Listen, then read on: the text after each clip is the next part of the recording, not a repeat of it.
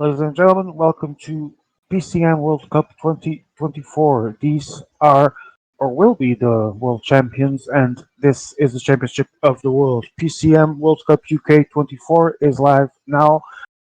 As I said, I am the biggest of all dogs, joined by our director Emea the 90th, and soon we'll have the company of at least Igor, maybe even Snake or Miko later on. Today we are here for the final day of round one of Classics. So day two of Classics, round one. It's the final day of the round one for this discipline. And the center court for tonight will be Group L. Now, let me recheck. The intended would be Leo Falandri, Alder, Hugo, Captain Blind, the most decorated player in PCM World Championships history, Giuseppe Vela, with over 100 medals at the World Cup, Weimeister, Alexi Martinev from the Netherlands, Zayneko from Spain, and of course myself, the biggest of all dogs, competing in Group L. We will have a few words for other groups as well when Igor arrives. I think we might have a parkour slide when Emea is ready.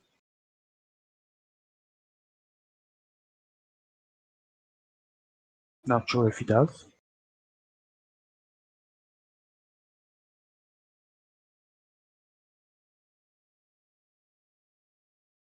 We are waiting on the parkour slide. Okay, it is up. And as you can see, the first one will be a race dictated by couples. Quite a few sections that will be interesting in this loop. And we later follow with a mountain stage that did not prove to be as chaotic as we expected yesterday, but we shall see today. And we will finish with a interesting hilly one. George, welcome. Hello, everyone. Uh, you played, I think it was, I don't remember the group. I was going to try and guess, but I don't remember. But you still The qualified yesterday, D, in what was a very exciting group. What do you expect from this day two of classics? I haven't had a proper look at the lineup just yet, but there are some big names playing tonight, which makes sense since pot one, two, three are equally divided. I see some big groups there, like Group J, lots of players. We didn't have that last night, I think. But yeah, it should be as good as it was last night. And I'm sure that many of these players are excited to start their campaign this year.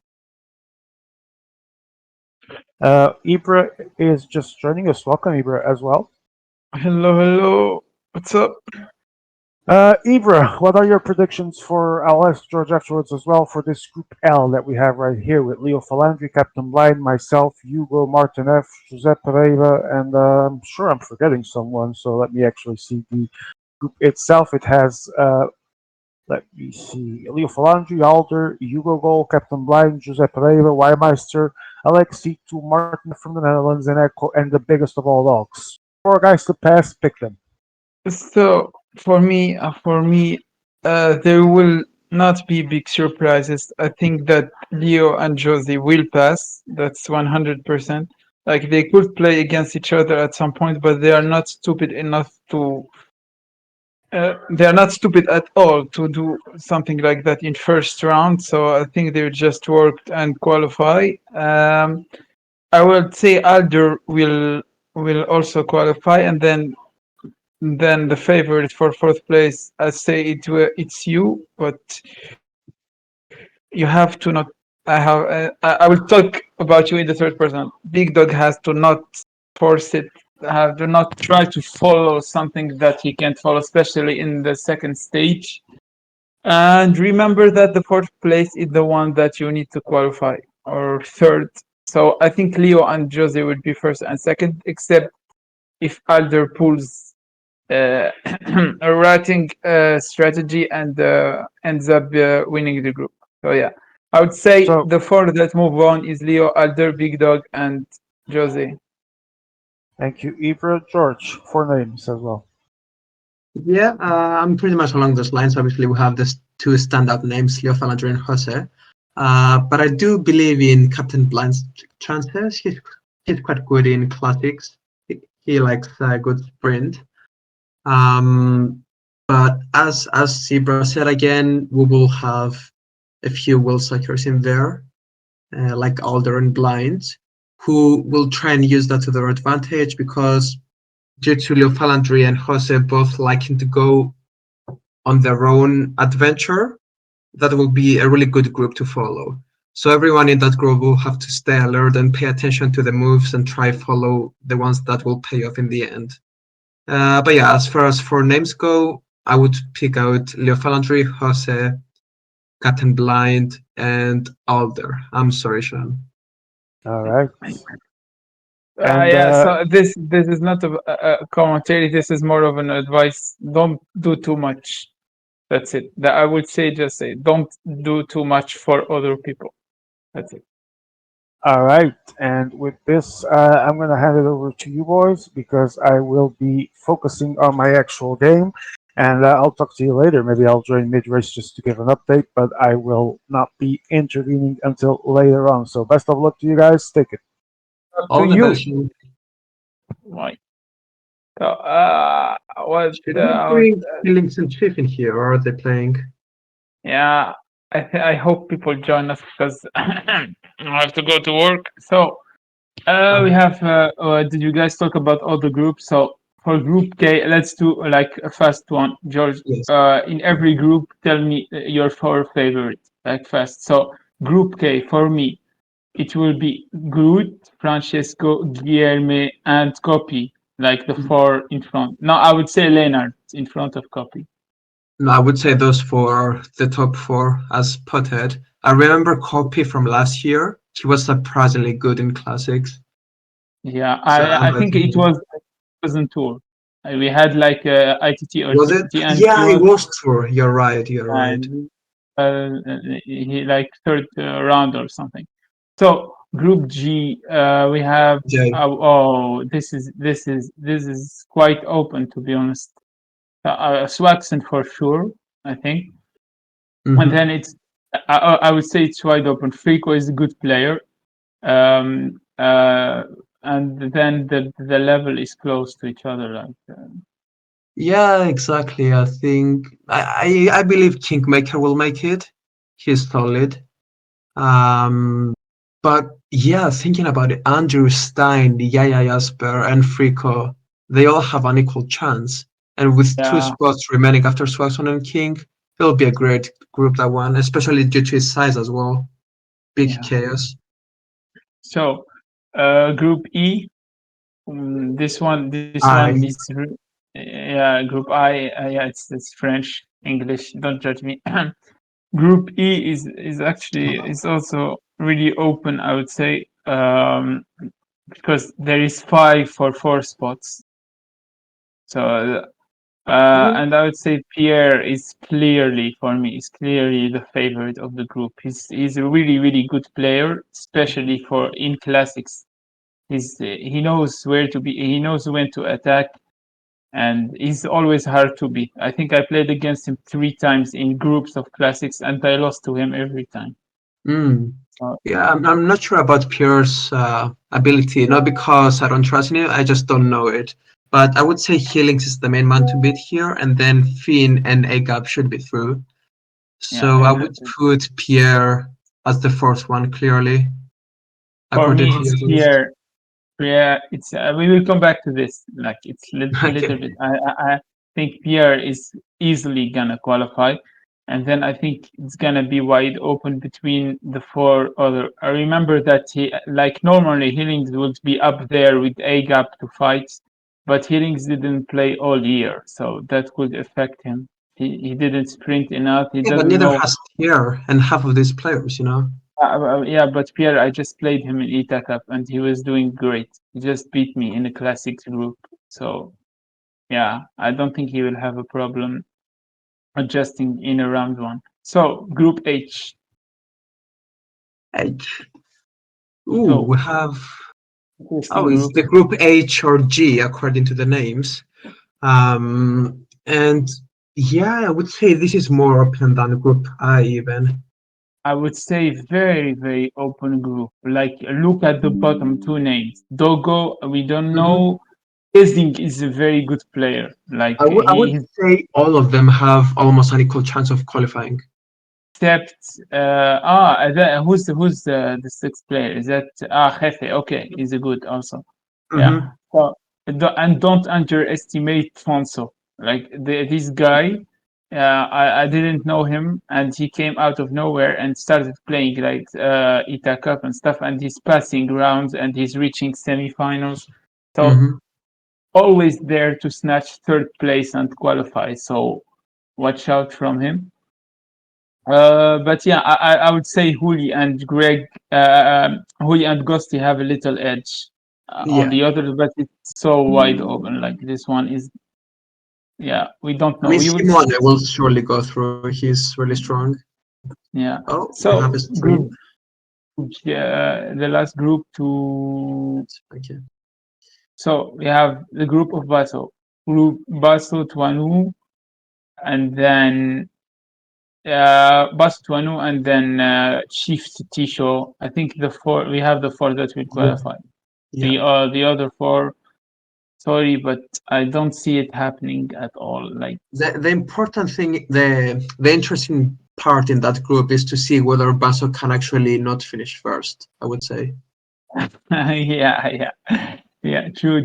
Especially that cobble stage is like Oh, I played it yesterday. It's so like it's Basso style. So yeah, yep. It is. We will see that. So yeah, it's about to begin, I think. As a reminder to anyone that didn't watch last night, we have three stages today that we'll play. One is uh, a flat one, the other is a mountain, and a hill one. The flat one is Omlut Het Nieuwsblad, with two really, really tough cobble sections at the end that will separate the whole race. And then we have a mountain one with mountains that I don't remember the name of, but is basically purely for the mountain guy at the end with a long mountain finish that gets steeper and steeper at the end, especially the last half kilometer. It's extremely steep. And then we have the President of Halifax stage, the popular one that we use often, a really, really punchy terrain that should be for either the cobble guy or the puncher. Yeah. I would say the same. Yeah. There is like the first stage there. I think there is a group where a guy won with a sprinter. It was Hush, I think, in his group. He won with the sprinter, and yeah.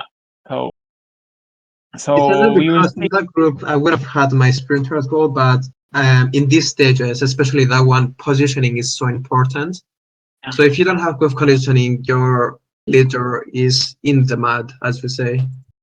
Yeah. So I would say people that think that their group is easily to pass, like Jose and Leo, I wouldn't be surprised to see a finish with sprinters. So yeah, and like for me, I will be honest. Like sometimes if I'm in a group with people like Leo, Joe, Jose, I don't try to follow. Like I'm decent in road, but sometimes I don't even try to follow their peaks because I can't make the sprinters survive like they do. Like it's barely surviving. So sometimes you don't have to follow the best. You have to take, if you can survive with the 77 sprinter and make him sprint at the final, you might even beat the 82 sprinters if they don't have enough rest. So we will see. It's gonna be interesting to see what they opt for. So yeah. That's right. Yeah, I mean these players have been around for so long. They have developed every single secret of the game and Yeah. can maximize all the tools that it can provide. It's also interesting to see the level of Jose in this first round. Like Jose is the goat, but it's interesting to see how he feels about the game. Does it match his gameplay, stuff like that? You see, we didn't see him play for so long in solo, so yeah, I think he didn't play last two World Cups. Personally, I didn't see him play.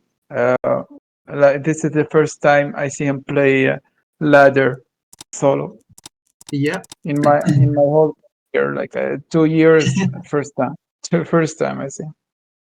I would So pretty yeah, much agree with you. I mean, he has played in tournaments in previous World Cups that I've played, but I just don't remember him. So I'm it really wasn't interested to see ladder. how he plays. It was ladder. Yeah, I played again. Yeah, we will see. We will see. He's the most intriguing player that's subscribed. To be honest, like surprised subscribe and a good one. Like we're happy to see him, and yeah, it's we couldn't have a better round one than Leo vs Jose. Like you couldn't ask for more. To be honest. Yeah. All right. Some groups have been given the go launch, so we should be underway shortly with the first stage, the flat one. Yeah, at this stage, I thought it was harder than it is. But yeah, at the end, it was a sprint finish, and people have to be careful. Like the first guy that launches, he's the one who's gonna lose. It looks like easy flat finish, but it's not. It's so long. You feel like you're close to the line, but you're not, and then you launch early, and then you die. So That's exactly what happened to me last night. yeah, Still managed I to get mean, third from it, but yeah, it was way too early. yeah, that's exactly. You finished first. Same for me. I launched early, and then I died, and three people passed me at the line. Mhm. Yeah, 3 people pass you? yeah. I was fourth. Oh, I was okay. believe it or not, I was fifth before the last stage. I was eliminated before the last stage. That's how bad the last night was for me. But sometimes that's how it is with round ones because you don't know Oh who you're playing against, and it's just so unpredictable. yeah, I talked about it in stream. It was terrible how some people played. It, yeah, I hope going forward, like second round and third round, like in inline, you can score points mid stage and then score points at the finish. But classics, if you have people playing ratting or stuff, you can't do anything with like alone, and then you relay for people, and those people attack you at the end, and then you score zero. See, that's a problem. Inline, you can score mid stage, you can control your efforts. Tour, I think tour, yeah, it's just skill. Of course, people dictate who escapes or not, but it's most of the time, if you're the second, like the best player in the group, you still move on second or third, no problem. See, but in classics, imagine in the like you can read the names again. I was eliminated after two stage in that lobby, so yeah. I mean, classics is, as you said, it's just a sprint. So you don't have any, you don't have more chance. My ears. Thank you, Yeah. Amin. Or yes.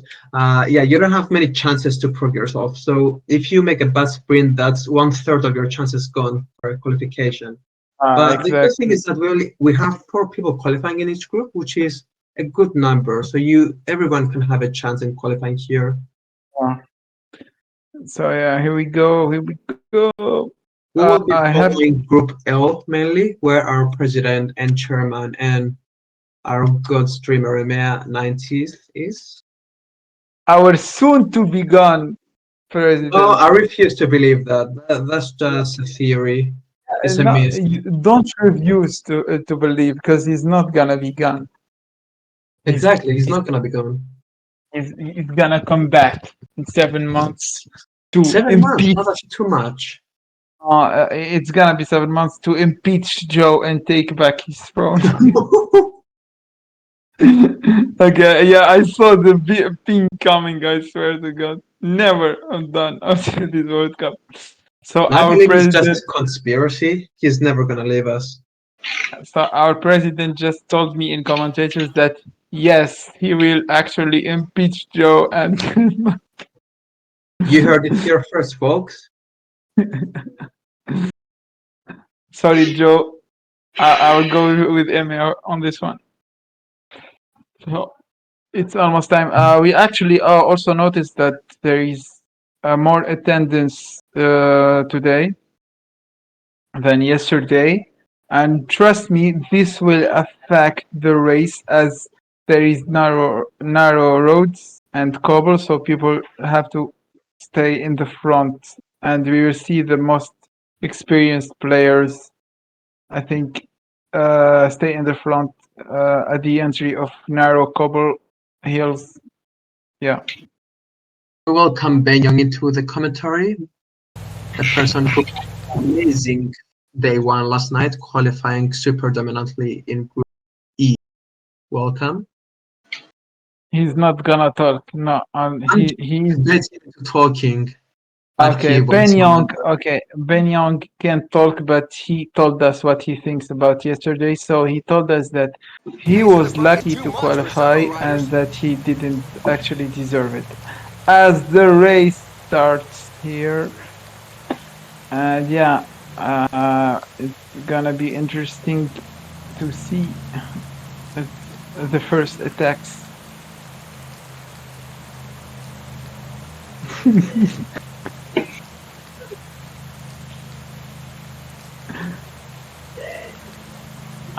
We already see a train preparing at the front with the player.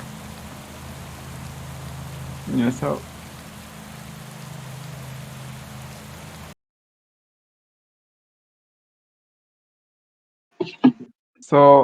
it's interesting to see. We can already see how people uh, will attack, and yeah, so we see Leo having two trains of three players, so three riders, so he's gonna attack with three riders, that's for sure. Oh And my god, Eneko is already having a train. He's having a moment at the back. So I believe Eneko is already. What is happening? I'm speechless. So I we think think that he- Eneko is having a lot of mechanical issues there. And Eneko, I think it's a strategy from Eneko. Lose 5 minutes and then gain them back. Yeah, I think we will see. Maybe it's a strategy from Eneko. We'll see. So, For the timing is pretty quiet in the peloton still, but that's to be expected because the race is yet to really go underway with the couple sections of the uphill hills. don't also forget that I heard that Eneko is a great TTT player, and yeah, I wouldn't be surprised that he comes back and wins the stage. So, moving on, Jose Pereira with the first attack of today. Let's go. Yeah, we don't see this much. Enjoy. Because Oh, he hi. will be. Hello, Joe. Welcome. Hello. Yeah, Is it gonna be a restart then, Emea? Nothing has happened. I would say a restart would be fair. What's the issue? Eneko crash, internet crash, and he's 7 minutes behind. 8. And who's the host? Hey? Who's Eneko. the Is host? MBI. Pereira. It's Group L.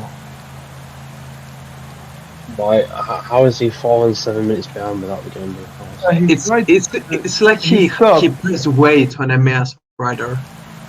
Yeah. Oh, and then, it's AI, dead AI. Yeah. yeah, and he didn't even like accelerate after. It's just it's That like, AI, Yeah. that AI would not kick in because he wasn't kicked. It doesn't matter now. You need to solve the issue. That's only that. Mm-hmm. I mean, nobody attacked pretty much, so I would say restart. yeah.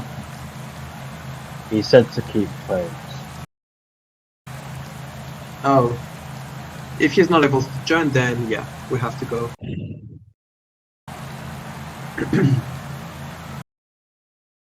It's interesting here to see who's gonna be using the 85 Sprinter as a domestic and who's gonna try and preserve him.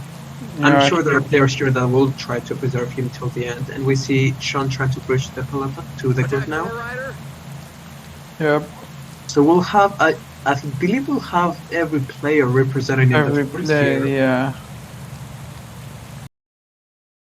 If it's every player, we might see a shutdown on the second group, and the race will be played here. We will see. I think people will try to like people here will try to make a move with their leader. Yeah, Leo Fallader trying to bridge yeah. with his remaining team, I believe. Is that right? No, it's his first team. Actually, it's interesting because he was actually bridging with his puncher. Mm-hmm. So Which it's, is, like in I wouldn't say he's the main leader. Would He's- you, after he's- seeing the results of yesterday? he's not, but in my group he was. So depends So that's how why the he's in the race. front. He wants to make a hard race. Yeah. Alder given the pace in the front. The gap is only 40 seconds, and with the size of this group, that shouldn't So- be big. You see, the kind of things that good players know is that people like Martin, who is an inexperienced player, as you can see, he's putting maintain a 90 on the Rivera, and then you can like as fast as Alder wants to go, Martin will follow. So he can use that as see what I mean, to drag the group faster instead of getting cut, like people will just not follow his pace and it will create a gap. But here Martin will follow any pace, so people will use it to actually go faster. Mm-hmm. Or use it to kill his opponent, which is something I actually did last night on the Yeah. mountain stage, where energy is vital. This is actually like a little bit interesting gap because we see how big the front group is. It is. We saw Yeah, Jose and Jose knows it, so he's trying to close right now because but everyone is feels onto that him. They know yeah. the kind of player he is. So Grupo Compacto. Then again, Ugo is trying to panic up there, but everything is back together. And now I believe everyone will try and rest a bit because there was a lot of energy spent there trying to chase the two groups together. Yeah. In my group, it was a red fest in just like 60 kilometers from the finish. Like no one could, like, it's also it's always stressful. Like the first race of the first event of World Cup, no one wants to lose so much energy or too much energy. So everyone is writing. You see what I mean? So yeah, I wouldn't be surprised if the race stays like this for another 60 kilometers or something. Yeah, Emma, can you give us a look at the finish so I can remember the finish It's of a this? downhill in the Yeah, last, yeah, like 800 meters and a bit uphill. yeah, such a long straight at the end.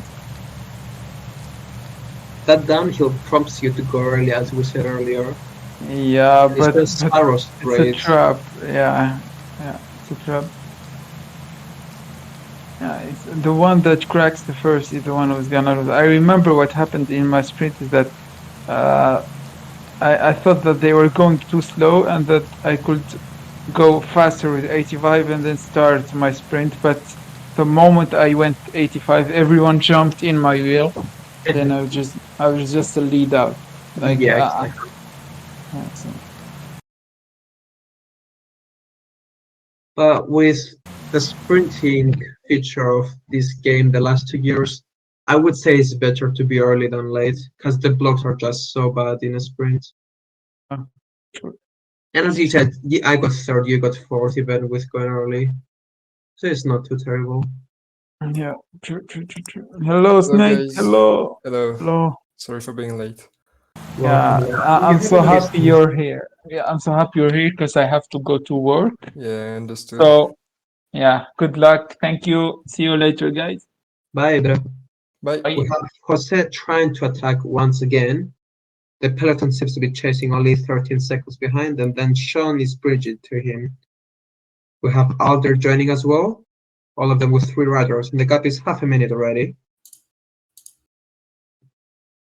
They are not hesitating to work, and there's a big split in the peloton now. People trying to bridge in and attack. Makes a big split in the peloton, 25 versus 15. We see pretty much all of them in the first group once again. I Except think Leo Blind. isn't in the front. Blind is the only one that is not represented in the front. Leo also has 6 behind. Leo as well, good point there. So it will be completely up to them to close this gap down. And now they're already onto the cobble section, so the race is going to be underway now. Leo Fallander uses that section to try and bridge with riders. And what is interesting is that Leo is using both the puncher and the cobbler to go in the breakaway. So he seems to be playing with the 77th sprint for the stage. Or the 85 even. He has the ability to do that. Yeah. But yeah, I think if in case the break win, it's always better to have a stronger rider in front because the effort would be bigger. Jose was briefly dropped there from the peloton, had to dig extra deep to close it. And now this breakaway looks strong. There is good cohesion there, the pacemaking at the front. So the gap is extending slowly. Leo Fallander tries again with 4 riders. Blind is onto him, but he does get a gap, and he seems to be able to bridge. Bridges easily. So now that is a big pacemaker in the peloton away from it, but everyone is back together except A2. Who is in A2? I think Leo too has been dropped. Yeah, but it's another peloton that will come back quickly, I think. Oh, then they stopped pacing, so now there is a gap that they need to close. Sean breached, but then didn't manage to keep that The gap pace is increasing closed. in the front. I The think pace is really high in the front. It seems to be Alder pacing there. I think a few of them have. Yeah, so Alder has 6 in front, I think. So he's just trying to. But yeah, he's back together now. But that's what you'd expect from this kind of classic, because it doesn't really have the terrain to create huge gaps, but you have to be aware every kilometer, because each bump, each cobble sector can create a gap. And I mean, I don't know if you talked about it, but last night there were like 6 groups and 4 different type of riders won, which is quite rare for a classic. I saw the cobbler guy won. The puncher in a few groups. Joe won with the 77, and Ush managed to win with the 82 sprinter. I don't know how he got him there, but yeah, the pace is really slow, and we have a bunch sprint. Those with the 82 sprinter will be. They have a great shot at winning this, but it's really not that easy to get the 82 there. Pat had a great position last night. That contributed to the fact that he survived with the sprinter. But as I said last night as well, I said in the voice chat that I'm not sure who to use as a domestic, because I have four leaders here. And as you confirmed, there are 4 riders that can win this, which makes a really interesting race, but a very chaotic one, because there are so many possibilities, there are so many breaks that have a winning move in them. And Hugo seems to be protecting his Philipsen, which is the 82 sprinter. So maybe we can keep an eye on him, because I don't think Leo took the 82 sprinter. But yeah, if Leo is playing for the 77 sprinter, then he doesn't really want the pace to be that high, I think. And if the pace isn't that high, maybe Hugo has a chance to make it with the 82 sprinter. But then again, we can expect some attacks on the Quarmont and the Bosberg. So we'll just take a look at who's left then.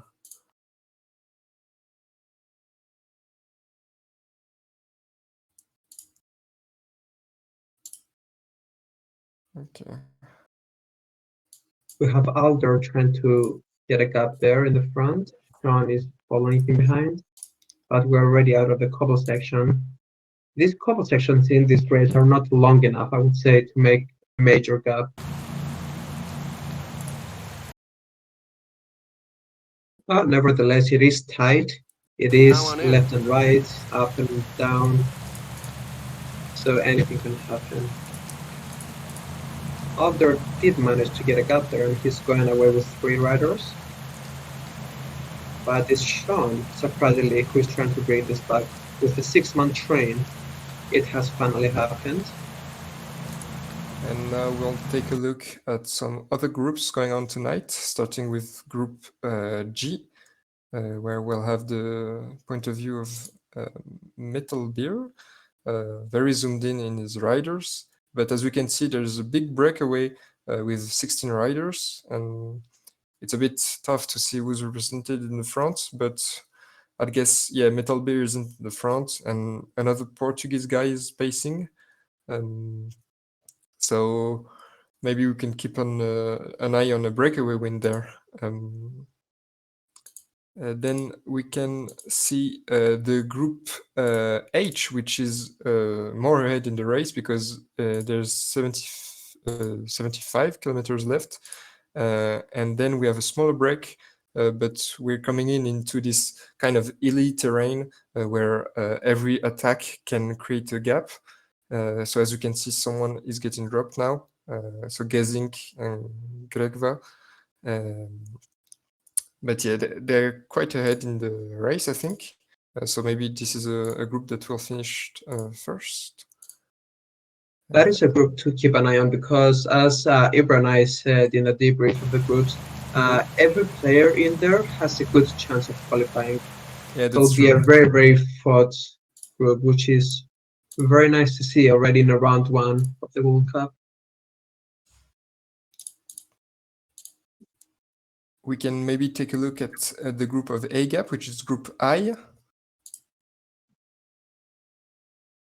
And there, quite similar scenario from the group of Ghosty, with a small break of 8, so maybe three teams represented in front.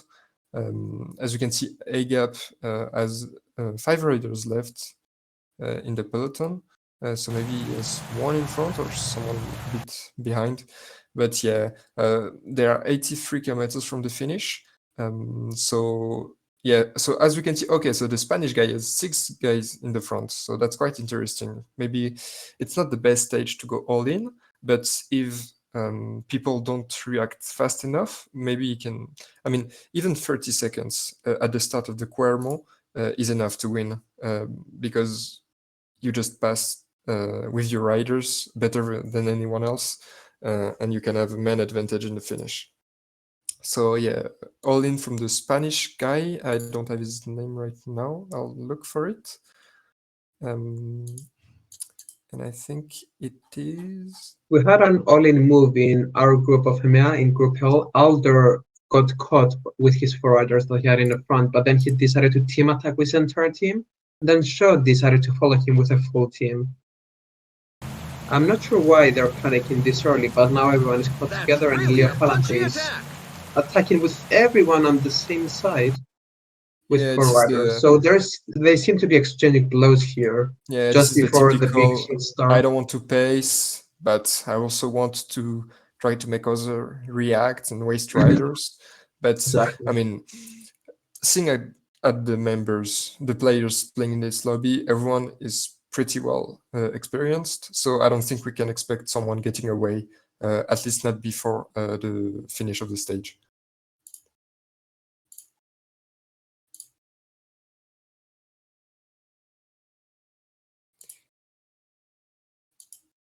Okay, and now we'll take a look at Group J. So we have Joe as external host.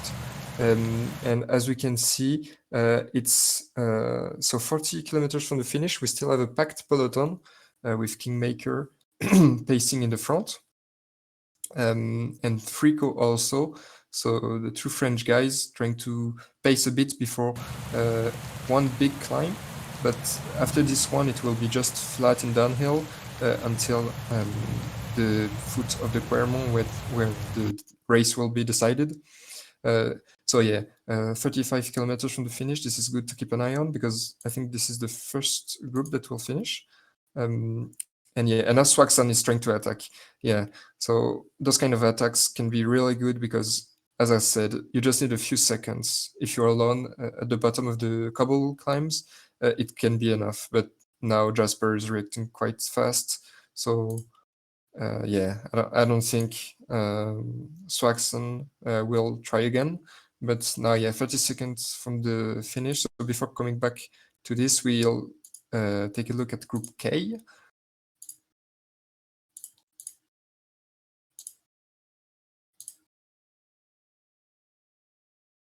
And there are, okay, they are 100 kilometers from the finish, so there's still quite a road to pace, and still a packed peloton. So nothing much going on there yet, but it will not. They will come back to this later, because they're still very far. And now back to the mainstream. I've been With keeping an eye here Leo. on the Yeah. Group L, and it seems that Leo Falandry and Alder have been on the attack non-stop. So with all that attacking and still not a major gap here, you really need to have a look at Jose Pereira and Captain Blind, who have done absolutely nothing so far, and will definitely have the fresher domestics in here. But again, you also had Hugo struggling at the back of the peloton all the time, trying to close gaps. But his leader will not have the best legs in here, not a chance. And And is Alder still in the front? as has been the case Yeah, since the and start of the race. Group J is attacking the Quarmont. So with Swaxon in the front, he tried to get a gap with the 77.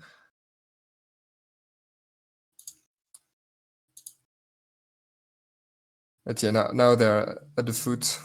And Jasper is pacing with this Cobble leader, but he's already dead somehow. Now Swaxon is trying to go. He's joined by Frico with one rider, but that's a small gap for the Englishman, former world champion. So yeah, the peloton will be very stretched out in this kind of race. And now at the foot of the Bosberg, it will be a matter of who has enough red bar to get everyone to the top. But Stein looks quite good now with 4 riders. Maybe he has a sprinter here somewhere. Yeah, he has Arnaud Delis, I think he's the sprinter.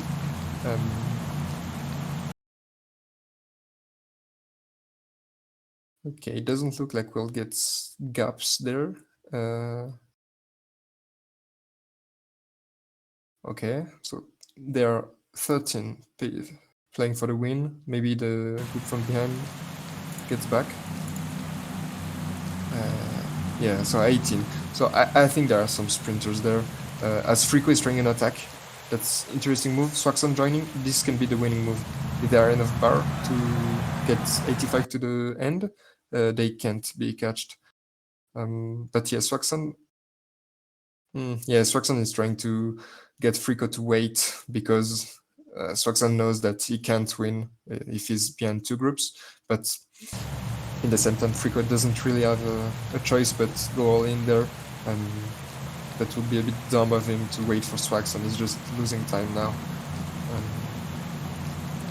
So he has 19 seconds, but I think Kingmaker is pacing. Yeah, Kingmaker, he must have the puncher guy, I think, in his will. Yeah, Kosnefra. So he'll try to sprint for him. As Stein is trying a move, pacing. He's got Swaxon, but Frico still have 10 seconds. Maybe he can make it. I doubt it though. They have great sprinters there. Yeah, he'll be caught, and Swaxon as the 77 sprinter. He'll launch. Oh. Okay. Swaxon in great position now. Stoins right behind. And Swaxon will take the win. Oh, no, Swaxon is taking the win in front of Stein. Andrew Walker and Frico with Will and 4th.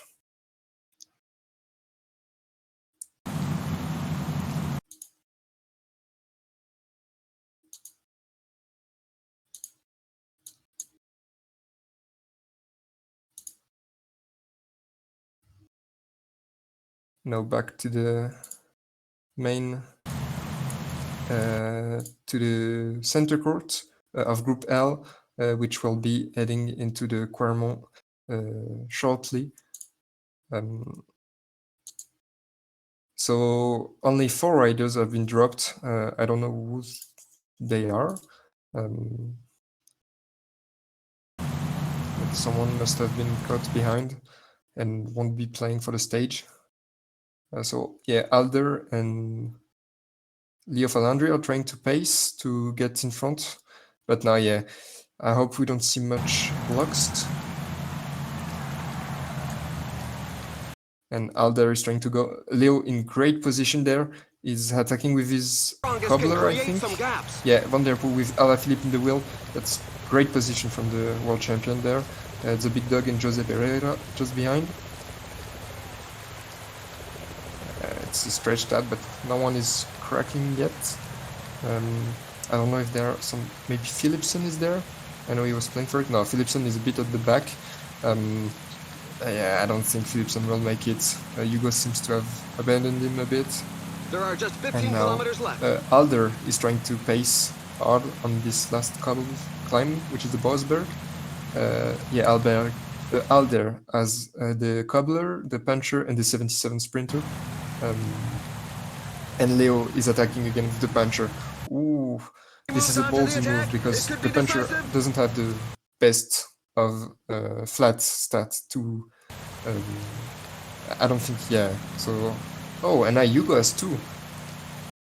Oh, 20 seconds. So now Hugo will pace with the cobble guy, I think. And he has his puncher for is stopping somehow. Just 10 kilometers left.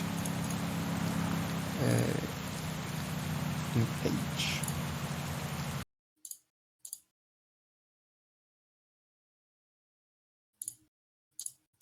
Yeah, Ghosty. And the break will be cut just on the line. It's third break. And it's Simone taking the win in front of Holatafon. So a bit of surprise there. And Pixar in third with fourth for the Ghostman. Now back to the center court with 5k to go. And I think Hugo is pacing in the front, or is it Leo? No, it's Leo Falandri. Leo Falandri, still 20 riders there. And Leo has the 82 sprinter, wow. No, Sagan is 77, pardon me. Same as Jose Pereira, and they will be launching now. 3k to go. Onto the final straight, here we go. We have leaders side by side. Bernard and Hugo trying to squeeze the middle, but it's not in the a bit line. of swerve. Leo Falandri in the middle. 77. Sagan, Sagan got dropped, got blocked. But maybe Leo through the center, then it's Sean through the line. Late launch by Sean and takes the victory ahead of Jose and Leo Falandri. Alder in fourth, Hugo in fifth, Captain Blind in sixth. That is a bad goal from Blind given he did nothing all day, but what a late launch by McClay. Yeah, that's great result for him. And yeah, with four players qualifying out of the group, winning a classic almost guarantees a qualification. So exactly. That's a very great result in front of, pardon me, but Jose Pereira and Leo Falandri. So that's huge result. Huge indeed. And in the group of A Gap on the line, it's Finn taking the win in front of A Gap by just a small margin. So this is group I think. Yeah, it is. So in group I, we have the win of Finn in front of A Gap. And yeah, it's great result. And now we only have 2 groups left. Oh, I didn't see, but in the group of G, yeah, it just finished. And we have the win of who else but Basso. Big surprise there. I think in front of Tuanu with his puncher also. Sorry to interrupt. It was a very tense sprint, as you guys could see here in Group L. I opted for a late launch. Jose was second, Leo third, and Alder fourth. So from the 5 guys that we predicted could be the guys fighting for the top 5, 4 of them ended in that for the top 4. Sorry, 4 of them ended in that top 4. Captain Line was 6th. Back to you. And now we only have 1 group left racing.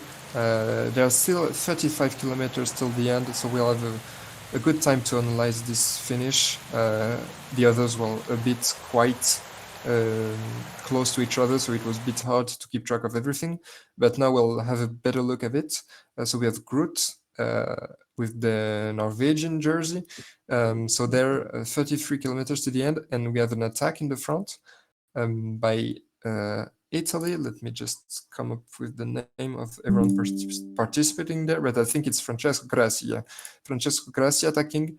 So yeah, this attack is very popular on this race because yeah, you want to have a small gap coming into the cobble climbs. So a lot will try them, but few will succeed. But there, Francesco Grassi seems to have a bit of a gap because 20 seconds.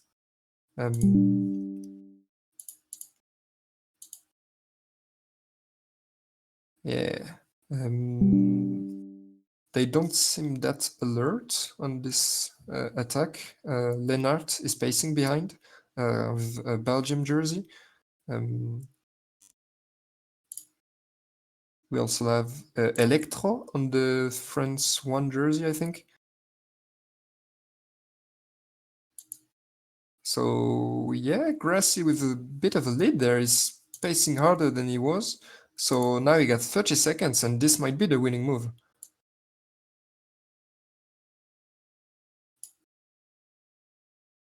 well, 4 kilometers from the bottom of the Quarmont, and yeah, now they're trying to position themselves behind Groot with the 77 sprinter Boisson-Hagen. Maybe I'll try to play for him. But now with Grassi having this little lead, he'll try to, I think, pace as hard as he can behind to bridge up to those guys and try to have an advantage after the Bosberg. But then we'll see. Grassi getting caught, but still having a bit of an advantage, I think. Boisson-Hagen gets a bit blocked behind, Copy in good position. Yeah, Boisson-Hagen is trying to find ways to get around all those riders. You don't need you don't want to get dropped there. He needs to hold on to the wheels, and yeah, he's getting dropped. So now he'll have to do big effort to come back, but he still have Johannessen, which is the puncher in the front. But yeah, Grassi, as expected, 3 men in the front, increasing the pace. And Groot is trying to wait, I think.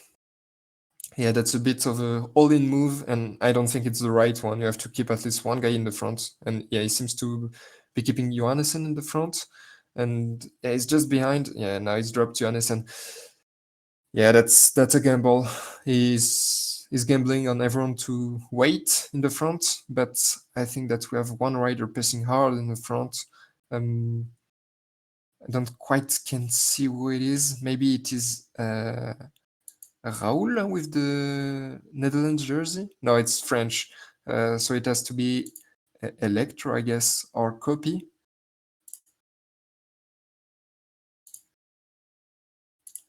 Yeah, so Groot will have a bit of a from the back. Yeah, Copy has Copy has 4 riders in the front. That's impressive.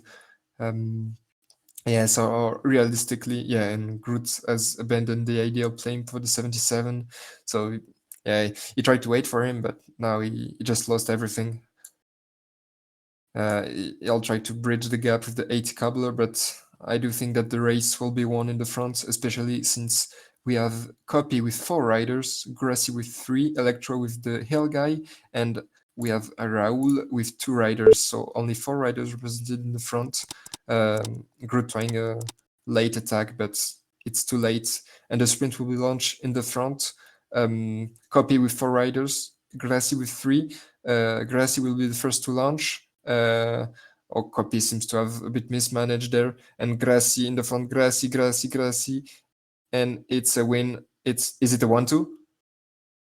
It is a 1-2 for the Italian. What a start of the World Cup for him. And oh wow, we have a 1-2 from Grassi and a 3-4-5-6.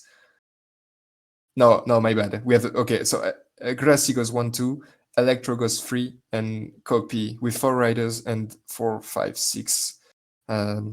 So yeah, a bit of a fail for him, but he still gets, I think, 3rd place.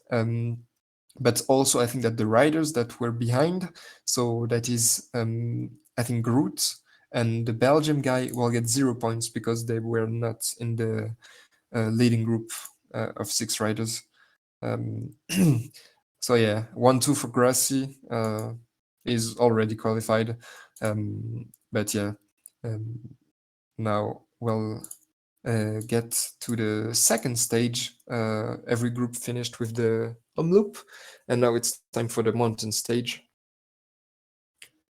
which is quite hard. I played it yesterday, and yeah, there's a few scenarios you can expect. Either people try to blow things up with a breakaway, and trying to bridge to the breakaway with your leader, but also there are some groups where it just was your typical sprint finish in a mountain. So, but I think in this lobby with Jose Pereira and Leo Falandri, the big dog, we can expect some moves, and I don't think we'll get at least not 10 peloton men sprint. And yeah, at least we'll get some attacks there. So this is the first group that started. which is the group G, J, G, G, I think. So yeah, Swagson with Orca, I think, in the breakaway. Maybe not Orca. No, it's Russian. My bad. We have Lenak also represented there, and Frico. So 12-man breakaway. Swagson has 4 riders, so I'll try to be increasing the pace in front, and we'll be looking at the reaction from the peloton because some players aren't represented in front.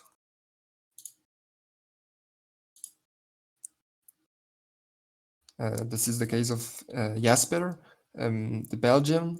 Um, um, but yeah, you don't really need to be in the breakaway to win this race because yeah, there's no like KOM points or, or points to take before the finish. But you still need to be aware that if a breakaway goes away, you're not there and no one wants to pace behind, yeah, it will be very hard to come back. So Swagson wants to play on both sides, so bringing his hill guy and the 78 mountain in the front to maybe try to bridge with his leader from behind, or just try to have a bit of a bar advantage when they catch the breakaway. But now, yeah, only 40 seconds advantage. So I think we can The team expect leaders should have their work cut that out, some and they're going to players have to behind are count on the support pacing. of their teammates. Alone, it looks difficult unless an ideal opportunity But offers itself. I count, yeah, so only 4 players are represented in the front. So that must mean that at least 3 are pacing behind. 4 even. No, 3. And as we have started on the center court, yeah, not much going on there, but we can expect first attacks at the bottom of the Kirchenzerberge. Pardon me for my pronunciation. So right now we have Martin trying to keep a steady pace, maybe try to avoid some attacks. And we don't see yet Leo Falandri and Jose Pereira. Maybe they're in the back trying to save bars, but I do think that we'll see them on the attack, if not in this climb, on the very next one.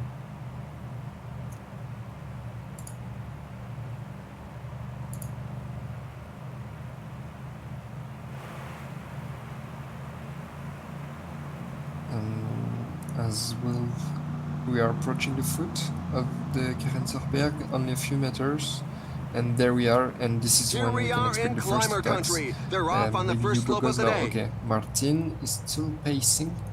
Maybe he'll try to go with his 6 man. Oh no, okay. So Martin The is the riders first are to going attack through a with very tough portion Danny with van Poppel percentages and Bauke above Mollema, which is 10%. the hill guy and the 77 sprinter.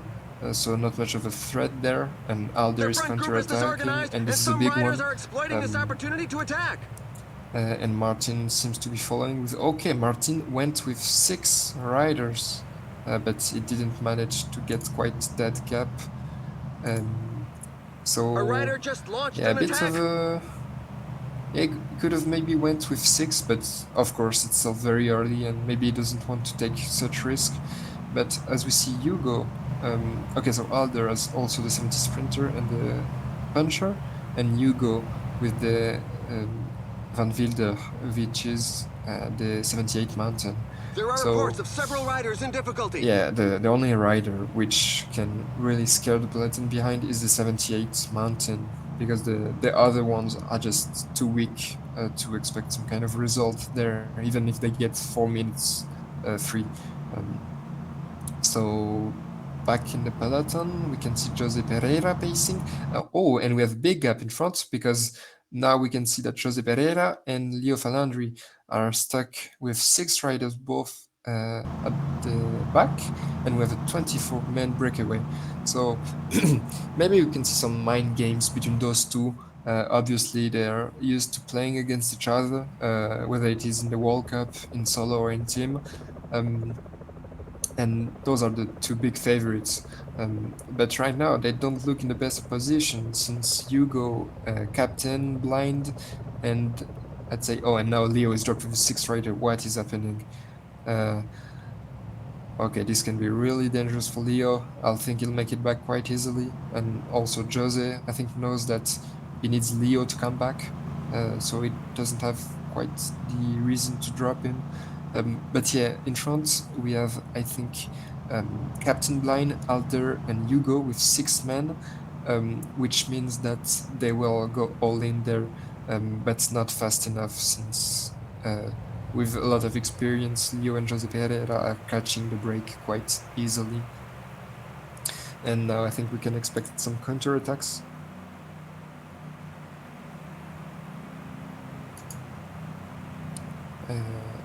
Alder trying to keep a steady pace in the front. Maybe he's trying to drop someone wrong, bad position. But on this flat section, I don't think we'll see much attacks. And just wait for the next climb.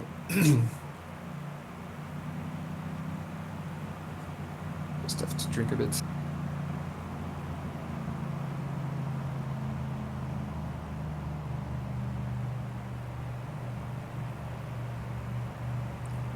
All right, back to the race.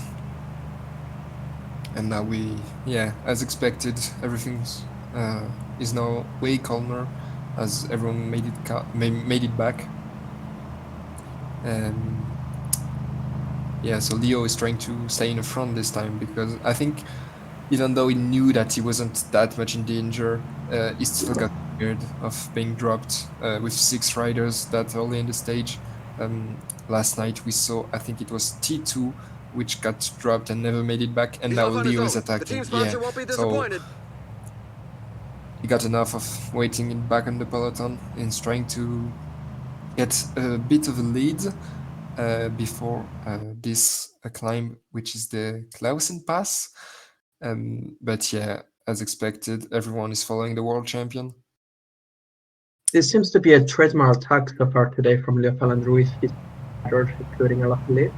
But as you said, everyone is very wise to this because he is the world champion among many, many other titles that he owns.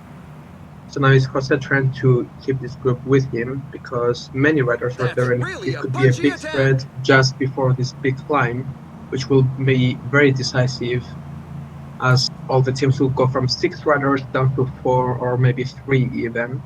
Yeah, and Leo did, third in the first stage, which is not bad at all, but still not out of the danger zone, even though it will be a huge surprise to see the world champion getting out in the round one. But we know what champions are made of. They want to win, and I think that Leo crossed this stage on his calendar, and he really wants this win. But it is a beautiful stage. Yeah, it is. And I really hope that we'll see some great racing there, and not just a sprint with 20 riders at the bottom of the last climb. Oh, surely not. With this lobby, it will go very explosive on those two climbs. But we can see here Blind not panicking. He's slowly pacing this group back with a steady pace. 3 riders there. It seems to be working. Before a huge climb like this, you don't want to lose any bar on your climber in case things go sideways. But even then, Captain paced, quite good. I think he caught the breakaway without spending too much energy. And now we'll see if someone tries to go. It's easier to attack in a mountain, like 15% right now. And yeah, Leo saw it and is getting away now with the 78. So he has the 3 climbers in the front. Of course, not with the leader, but the other 3 big climbers are in the front. So this is a strategy that means that he'll be isolated quite fast behind because he only has like a 79, I think, 69 mountain guy to help his climber.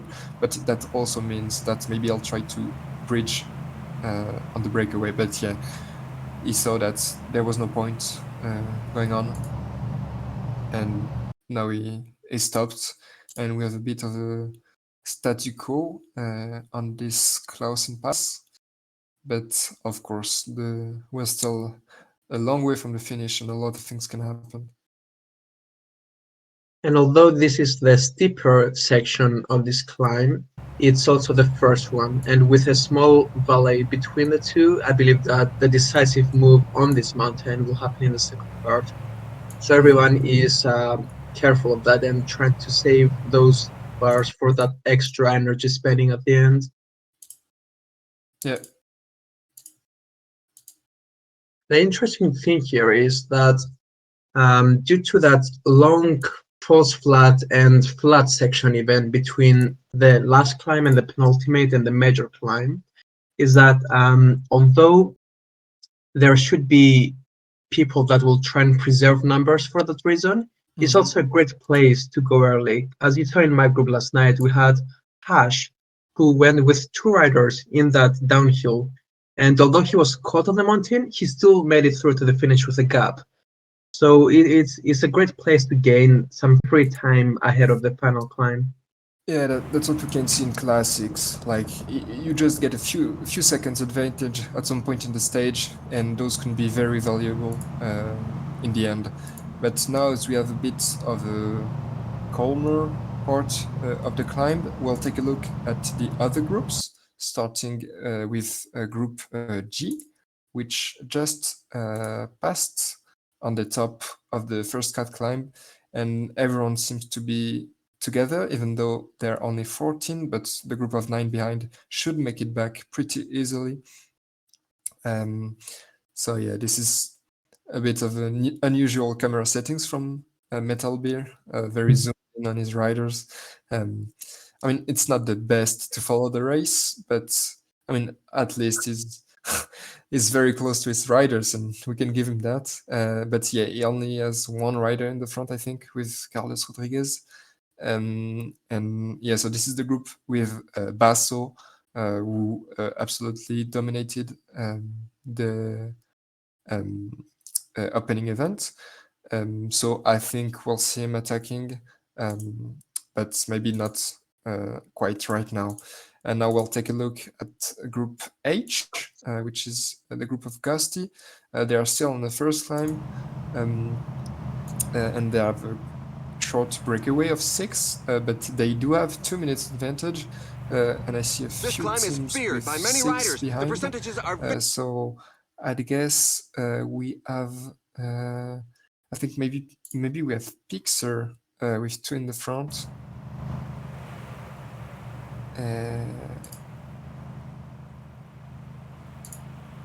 Yeah, it's quite hard to see right now, but a big breakaway with an advantage, and if they can keep this lead in the downhill, they can be of great help in the next climb when they decide to attack. Now we'll take a look at the next group, which is Group I.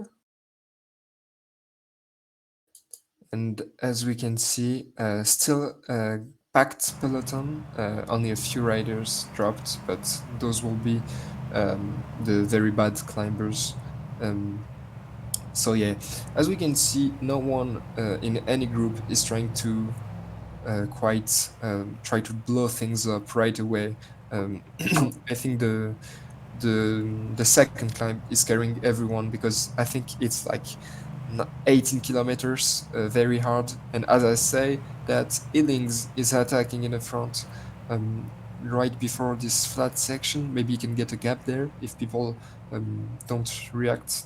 But yeah, realistically, those riders as aren't they go over the made top. to The riders play for the breathe a sigh stage, of relief but more and as hope a to tactical recover a bit on advantage the way down. for the next one.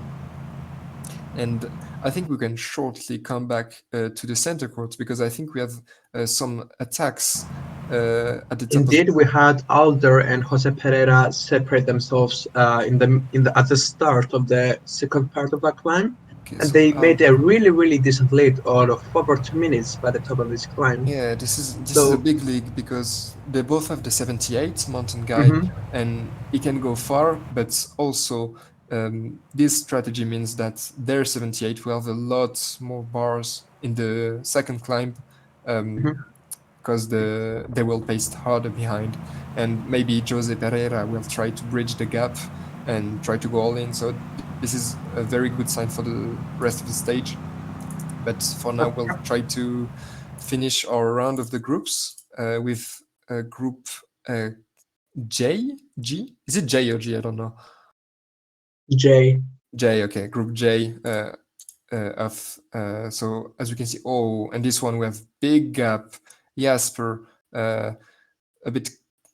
Wow, what happened there? So Jasper has four riders in the front. Frico is pacing behind, and Joe, could you point to me who the? Oh, Joe left. Okay, but who's the 9-man group in the front? Because surely they can play for the stage.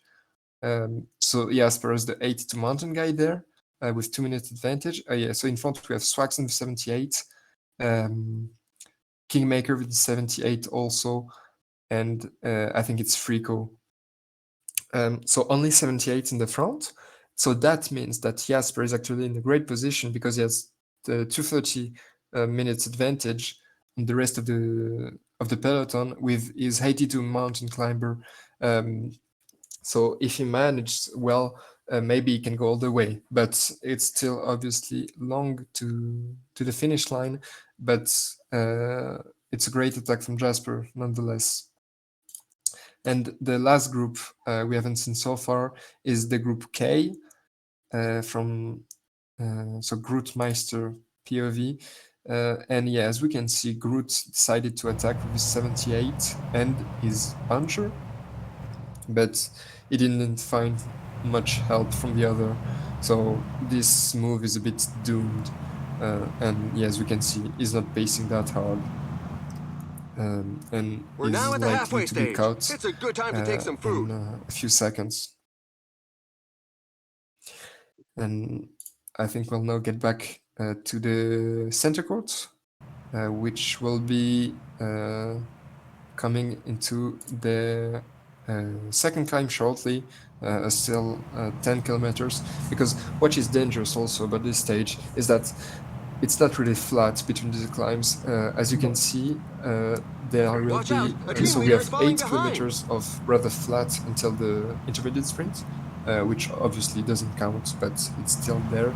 And then we have like 5 to 10 kilometers, I think. I think it's 5-6 kilometers of false flat, which really hurts the leg of the riders, and you really don't want to spend too much energy there. But in the meantime, in front, if they keep on pacing, they can get a big lead in there. Yes, indeed, they have maintained the gap from the top to the bottom slightly. It was over 2 minutes, but now it's just 1 minute and 40, which is good enough of a gap in order to be confident about having your best domestic at the top of this climb. However, at the back, it's solely been Martin and slightly Sean in the latter part of the course helping. So at some point, we saw Martin get a team attack gap, as was expected, because it was just him pacing before even they topped the climb. However, it seems that Sean and Martin have settled in pacing themselves. And this must be very frustrating for Jose Exactly. Pereira, seeing a 6-man train pacing, closing his attack.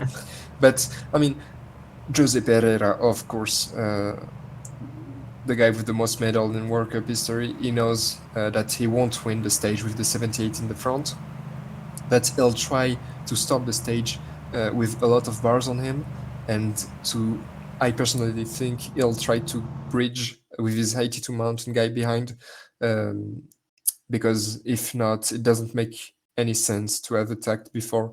He has 130 advantage, and if he manages well, I think he can gap at least other 78. But yeah, of course, Alder right there with him, which could be in the same move. And we have an attack behind, only 5 minutes. Maybe this is Martin that tried to go with everyone. Yes, and this is very interesting because now we can see maybe some. The big dog is reacting. But Blind just doesn't want to relay in this lobby, yeah, this is and a it's bit. general his tactic, and also Alder Hugo, I have never seen him in the front in this stage, but it's completely up to Sean, the group leader, to be fair, to close this down. Yeah, I think they're trying to abuse the fact that Sean is leading the group, but I don't think it should matter that much in classics. I Alter mean, is dropped in the front though. That is a big moment yeah, for him. He does not want to drop from Jose's wheel, but it yeah, seems and like he's waiting. mm, yeah, this It's is in all, such and maybe he's percentages attacking that the behind. strongest can I think that create some Alder might gaps. try to attack. At least he's pacing hard, Yeah, I and think he wants to bridge to Martin and then go with him. mhm. And he And yeah, manages to do so. a gap created, and now Hugo will be forced to respond. Ooh, a bit blocked there by Sean's Hmm. domestic with Hugo's Yeah, riders. obviously not mean. But this is good for Jose, sort of, Hmm. because he doesn't want his domestic to wait for the mountain guy. He prefers the Yeah. mountain guy to have a fast-paced peloton and reach out to Hmm. him, so that he can be the only rider who has his domestic at that Because rate. this is a very long stage and a long climb. Like we still have 15 kilometers to the top, and we already been in it for quite a few kilometers. So Jose is trying to play things quite calmly. Mhm. Um, but yeah, I think we can expect the Portuguese to attack, and I think Leo knows it, and that's why Leo is trying to mark him from behind while having attacked in the front. Yeah, so now Jose is forced to close the gap, and Leo can just stay on his wheel. And But Jose, everything is almost back together except yeah, Jose's domestics, where they keep hanging on at around a minute's gap. We saw Sean suffering a bit to keep contact with the group there, but he manages The to group come is back slowly thinning and out due to such a frantic maintain pace. himself there. And now Jose is down to two riders. He continues to pace with the mountain guy. Um, Surely will be able to survive this, but the point is, with this many riders and only 10Ks to go here, is it worth for him to bridge to the domestic of his solo? mm, Because yeah, at this rate, I think most teams will have three, maybe four even domestics at the top of this climb, unless the race yeah. really explodes here. And I now don't they're think trying that's to gonna make that happen. happen. Yeah, I think, I mean, trying to look at it from a very like PCM point of view, Jose has an advantage on the 78, but if he does not drop other 78, it doesn't mean anything for him because after the downhill, This everyone will climb have features some recovered this dreadful bar. percentages. So yeah, now Jose is attacking and Captain opened the gap, and now Leo will be forced to respond because now Jose, quite frankly, will try to pass with two riders at the top, and I don't think This is the anyone last third can of the deny him race. The that team besides leaders have their maybe minds Alder fixed on today's and goal. Martin also with great bars. But behind, if they try to catch Jose, they'll likely lose every helper. Exactly. We saw Jose waiting and waiting for someone to just try and Yeah. catch the peloton, but nobody did. Blind was in the front with six riders who just did Hmm. not want to But pace at I all. also So think Jose that. had to force himself to bridge to the Mhm. front, which he has done. And this is great racing. He managed to create a gap with the peloton. Captain was a bit sleeping in the front. Maybe Leo Falandri put too much trust on the other Frenchman because now Leo is in a tough position because now Jose will dictate the stage. Um, and we'll see who's at the top left. Only 5k to go, but we can expect pace to pick up quickly. And yeah, as we can see, Alder still with four riders, but no. Okay, so Alder and Jose Pereira both with two riders, Everyone and will be with yeah. two, I reckon, at the end I of think this that time. Jose has the 78 in his will, which means that he wants to keep him for the downhill. Yes, exactly. Leo is still Um, with three, yeah, and he's going strong. I mean, we can expect other domestics to be stronger because they didn't try to make moves and all, and now Leo is going behind. Um, Now it's a tough He needed to situation make this because, bridge, didn't yeah, he? he needs to come back, but also Jose doesn't want him to come back. Only 1.3k to go to the top. I don't Alder is think going strong, everyone very will keep strong. his 78. I really doubt that. Jose will try to make a last push The on this pace is so climb. high that a few Leo riders are trying going to to be very bridge sore at the end of the day. desperately. Now Jose, Alder, Just in time for Leo. Perfect and timing, and he makes the front. yeah, and Blind everyone. finally decides that it's time to make some action here. Yeah, and They're Jose heading downhill, so they've got to make quite sure to keep warm and make no mistakes on their easily trajectory. in front, but yeah, no point really to try to break away in this downhill. He got a small gap, but he really doesn't want to be alone in this downhill. So now we have three riders with honestly the three best mountain riders in the group, Mhm. with both their 78 and their 82 mountain guy. So we can see a collaboration from them, and if they do, yeah, the people behind aren't coming back, or at least they need to come back right now. And I think Hugo You is can see going Jose asking nine. for a relay in the Yeah, chat. I think that Hugo is going 99 in the F group. Hugo Trying is to, solo, this to be noted. yeah, I'm not sure yeah. if Shan is solo. I I didn't wouldn't think see so. him. I think in A1 someone has his 78. He tried to keep him, and in F maybe we have Hugo and Captain Blind with only one. I don't know. Emea, could you show us the F group? Yeah, Hmm. as expected, this is Hugo and Captain Blind with only their leader, and I would then say it's best for them to just wait for A2. It's not worth killing their leaders just mm, to panic and close this down. yeah, but I mean, if they relay in front, they aren't coming back from behind. But also, if they try to bridge there, maybe they can't win the stage, but at least they can do 4 and 5. But now waiting, I don't know. Because behind, okay, the big dog is further behind with his 78. Yeah, I mean, it's looking very good for those in the front. Indeed. And in the other Blind groups, is panicking now. well, we Blind are is close sprinting with to. all he has in order to close, and he's just not closing. Yeah, so we'll try to keep another look also, especially in the group J, where they are attacking the last climb with 8 riders in the front, and the peloton of 11 with 11 guy right behind at 230. So yeah, Swagson with 3 riders, the 78. I mean, 2 minutes is a lot, but also with 82 mountain, it comes back quite fast. But I do think that we have, I think it is Jasper with the 82 mountain guys in front. Oh no, Swagson also. Oh yeah, Swagson has this. Swagson will win the stage, I think. He managed to get his 82 mountain guy in the front. Um, yeah, we haven't followed that much from this group, but it seems that some Swaxon masterclass happen because now he's pacing with Chris Froome, which is the 82 mountain guy, and with Gergenhardt 78 protecting, he really doesn't, he really can't lose this stage. Further behind, we have Steen, Kingmaker, trying to play for other places, rankings, but for the win, I think that Swaxon has this. And I think Frico in front doesn't have his 82, and his 82 is in this group in E5. So maybe he'll get cut, and it will be interesting to see if Jasper can hold on to Swaxon's wheel and get second.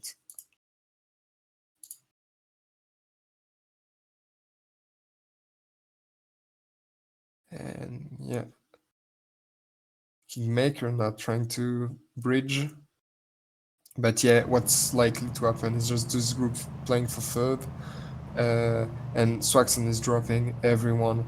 Uh, Honestly, I could even see a 1-2, but I don't think we'll get it. But surely Swaxon will win this stage. As obviously we're keeping an eye on the other groups, as group J, no, group that is the group G, just started the final climb with a huge peloton of 24 and a lone rider from Il Terry, Italian, with 1 minute advantage, but we'll try to keep on the group of Swagson now till the finish line. Swagson with 1.2 minute advantage on the others, and yeah. Okay, someone got dropped in the front. I think Swaxon lost to 78 and dropped Jasper. Yeah, as expected. So, I mean, Jasper got a great move on the peloton with 2 minutes gain in the flat section. So we could expect this kind of result for the Belgian. Oh, but he's dead. He's dead with 1K to go. So maybe he'll get cut. So, but one thing that's for certain is that There should be a Swaxon will decent fight win all the this way to the stage top quite and the easily. finishing line. The riders Even are going through a celebrating. Wow, great win for the British. And maybe Jasper will get cut, but I don't think so. The others are just too far behind. Yeah, Jasper will get second, Stein 10 third, or kilometers maybe left. Kingmaker can overtake him. Yeah, so Kingmaker third, Stein fourth, and Frico fifth, Oh with my, the guys Andrew up front aren't Walker going to be making too many not friends scoring today. any points, sadly for him.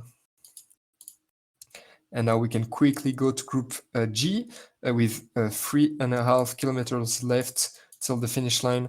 And also, we are in the final climb on the center court. So we'll try to go back to it quite fast after the finish on Group G. But I think that we still have the Italian guy in the front. That would be a huge surprise, actually. But I think that he will be getting out 2K left with Chief Master Pro pacing. At least we're seeing the finish and an attack from Rafael. Only 7 guys left in this group. Tuanu there, and also Basso. I almost forgot him. Basso in this group playing for the sprint. Tuanu in the front at least. Only 800 meters left. Now we see Rodriguez in the back. Hopefully we come back to the front in time, and it's the sprint, and it's actually Tuanu taking the win in front of Basso, his first loss of the World Cup, with Pompon in fourth, and Tisho in fifth. So that's GG, and we'll get back quite fast to the center court because 5K to go, and this is an important one because Alder is pacing Leo Falandri right next to him. 13 riders left, everyone with 2, I think, besides the big dog and Martin. And now Leo Falandri losing an helper, Jose Pereira too. Everyone is switch to the looking. front. Everyone is getting dropped. But Alder still with 78. A really, really great stage from the Colombian. Trying to get a gap, but Jose Pereira was reacting. You would expect these 3 riders to be in the front as they were the ones that had the ease on the top of the last. Yeah, that's what I think. I didn't see It what seems to happened in be between downhill, these 3 but for the yeah. podium. Leo Falandri got blocked earlier in this climb. Let's see how well he survived to cover. Alder, what might be worth noting is that Alder was the last one to lose his 78, so a bit of. Also had one recently low. Yeah. And the big moment will be this right turn here. And now the sprint is launched. Alder, Leo Falandri, Jose Pereira. Jose through the middle. No, it's gonna be Alder. Alder takes it. Alder Impressive in front of win by the Alder Leo there. Falandri. Jose Pereira will be fourth. Sean comes in fourth, which is a great result for him. You go fifth. Martin just went slightly bit too early. Yeah, and asked to be exploited blind is last there because on the valley, he basically on the downhill just before the intermediate sprint, both the groups got collected. So it was a normal chase from the front and the back. Sorry to interrupt you, but in Group H, we are at 2.5 kilometers from the finish line.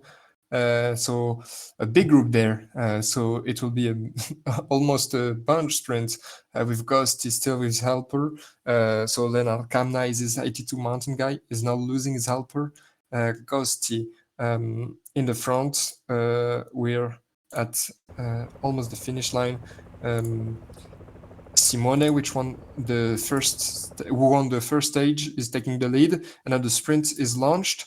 with Ulikuls, and it will be a win for Pixar, Ghosty, or they both crack, and it is Pixar taking the win in front of Ghosty, and Dogo will do third on a mountain stage. Old Afonso fifth, and I think it was Hulikuls taking the fourth place.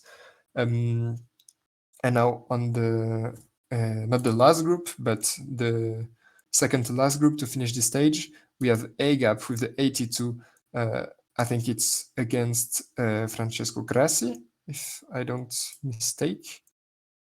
No, it is Giacomo. Okay. So Mike with three riders behind. I don't know what happened there. Maybe he attacked from the peloton. Okay, the peloton is back. But I mean, with the 82 mountain guy, Padun and Giacomo should make it to the finish line.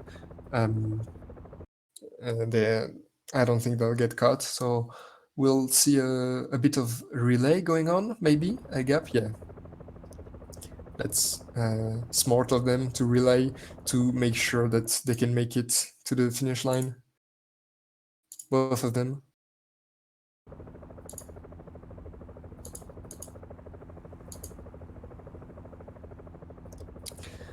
And it will be interesting because in the first stage in this group, we saw Finn taking the win in front of Agap and Giacomo. So there, Agap and Giacomo can assure both their qualification to the second round, and we'll see if Finn can secure a good result behind, maybe a third place to also almost secure his qualification.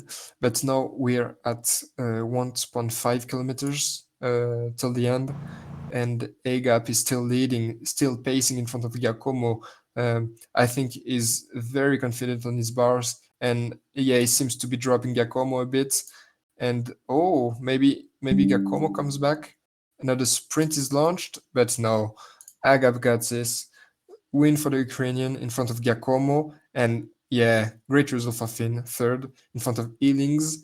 Mike will get six, and I think it is one of the Spanish guys. I don't know if it's DDSS or ADPPK doing fifth, but nevertheless, I think we had the same top three on both stage, so those guys are already qualified. All right, guys, I'm back. This was a very tense stage as well, not just a sprint, a very tense stage, movements, some tactics. I ended up, after trying to be in the break for a couple of times, ended up not being able to be there, and that would hurt me in the long Mhm. run. It was still a pretty good fourth place, though, considering the circumstances and the first win. So right now, same top four, different positions, seems to be well headed for those four guys. Yeah, the forecast look good. And now we're in Group K, coming into the last kilometers, still packed bunch. But as you can see, Groot is chasing, looking for a win after his disaster class on the first stage. And Lennart is attacking in the front. And Lennart got actually a good gap with 20-ish seconds. And now it will be Groot trying to hold on to the wheels. And if Leonard can keep on going, and now Leonard is cracking, Groot still chasing. Both of them are dead, and I think it's going to be a win for the Groot Meister in front of maybe Electro. And yeah, what a win for Groot. Yeah, he really did a bad performance on the first stage, and he totally redeemed himself there in front of Francesco Grassi, Electro, Raul doing fourth, and Copy fifth, with Wymester doing sixth and Lennart seven. They both attacked in the final kilometers. Um, but yeah, it just wasn't meant to be. They didn't have the bars, but it still was a great attack from them. So now every group finished this stage, and and yeah, as we can see, in a lot of groups, it's the same riders taking points. Um, So, for example, in the center court, we have an update on the rankings. So we have two-way ties as first with the Big Dog and Alder with 135 points. Right behind them, just 15 points behind, we have Jose Pereira and Leo Falandri with 120 points. So it's really close between the four first guys. But after this, we have Hugo, Gol, with 50 points, so that's 70 points behind the fourth position. So yeah, besides a miracle for the Frenchman, Belgium, my bad, for the Belgium, I think the top four will stay the same in this group.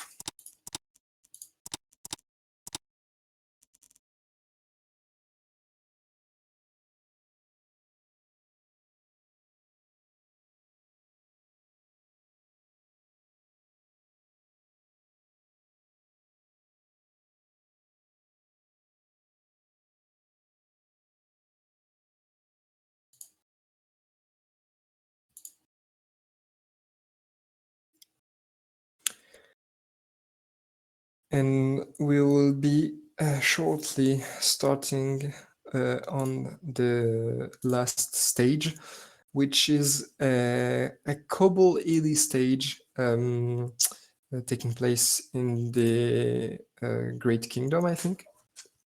It's a very hard stage, which can be won by a few riders. I think that you can win with both the hill guy, but also the cobbler, because there are a few 5-star sectors there.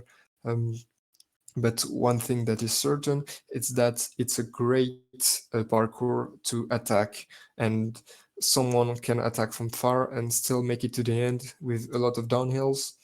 And I think that if you are not reactive enough, trying to follow attacks on this kind of a stage, you just have no shot at winning.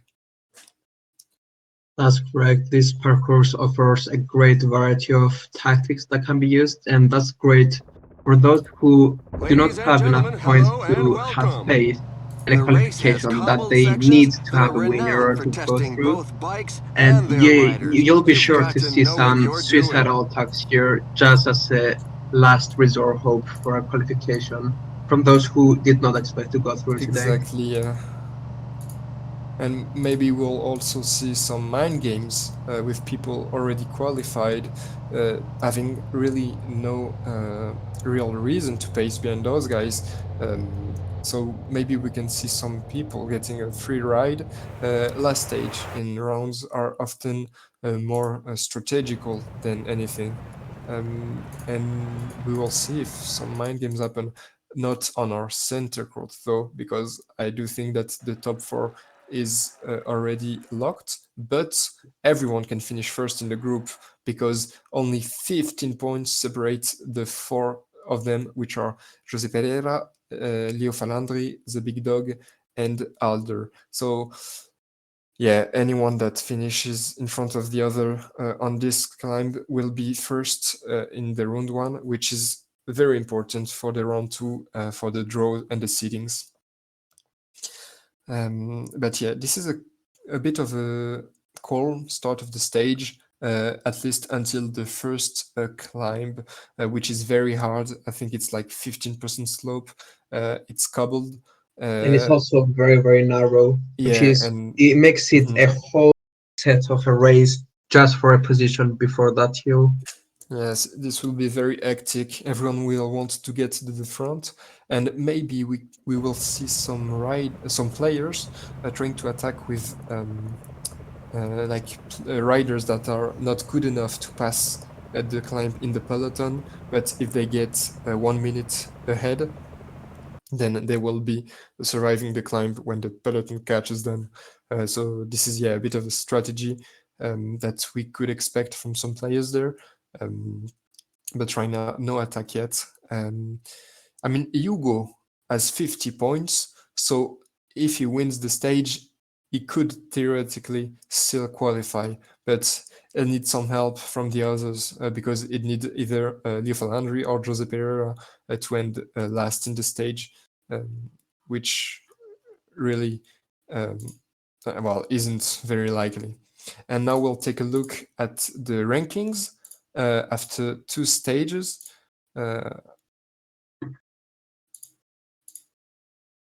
Okay, so in the first group, we have Basso leading by a small margin, only 1 point on Tuanu. So with 171 points, Tuanu 170, and then a huge gap with 85 for Pompon and for Chief Master Pro, and Tusho with 50 points.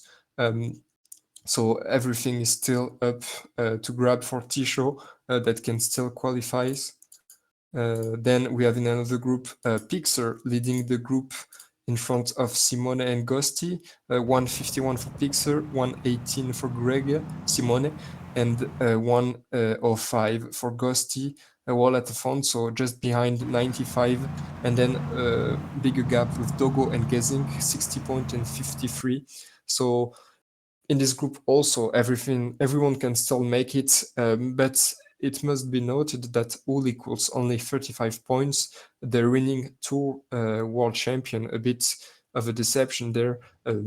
He could still qualify, but he'll need to win the stage at least. So we'll keep an eye on this.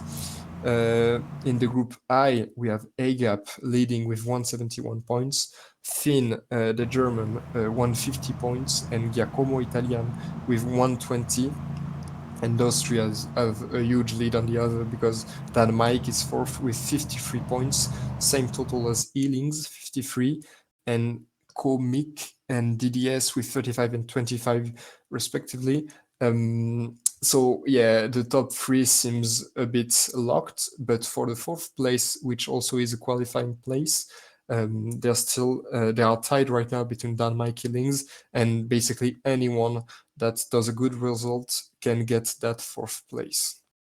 In the group J, total domination from Swaxon, who won the first two stages with 200 points. Stein is far, but still second with 105 points. Jasper with 96 points. Fourth, we have Andrew Walker with 68, 61 from Kingmaker, and 60 from Frico. So it's very close for the fourth place. And we can expect a big fight from them. In the group K, we have Francesco Grassi with a big lead thanks to its 1-2 in the first classic with 190 points. Behind with Electro 120, Rootmeister with 100, and Copy with 78, Raul with 70. That's really so a punchy then again, attack. Copy, Raul, and Groot, even Electro playing for those qualifying place. Sorry. And in the last group, which I already mentioned, we have the big dog and Alder with 135 points, Jose Pereira and Leo Falandri with 120. So the fourth of them are almost already qualified. What's still to be played is the first place of the group, and basically anyone can get this with a great result on this last classic. And back to the race.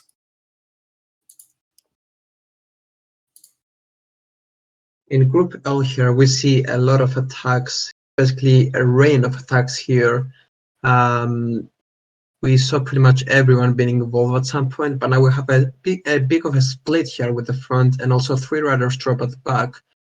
We saw Jose and Leo Falandri drop as well a couple of kilometers before, and Jose again is dropped with his 77 Mountain, the Puncher, and the Mountain guy, the GC guy.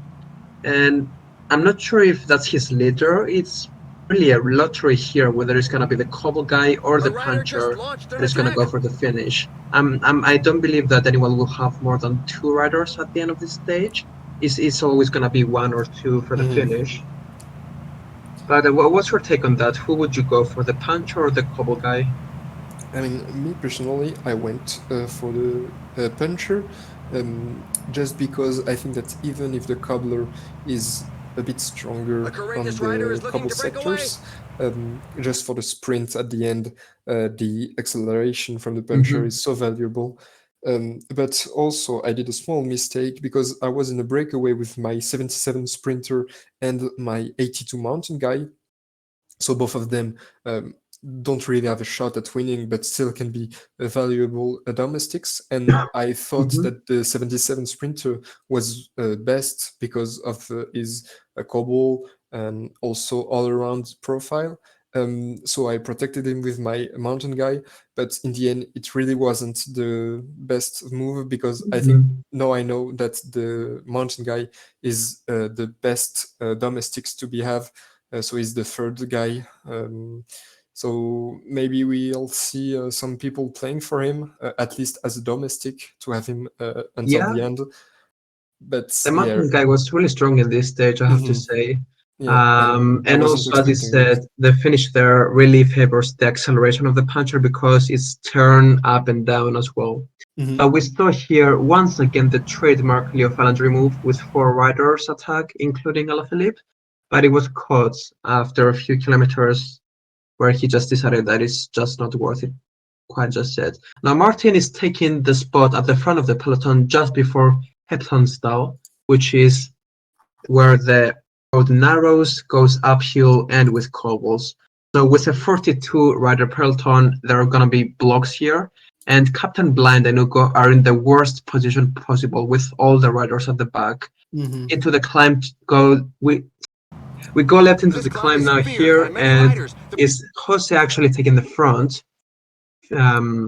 Sean tried to escape there on the left, but he was blocked by Jose's train.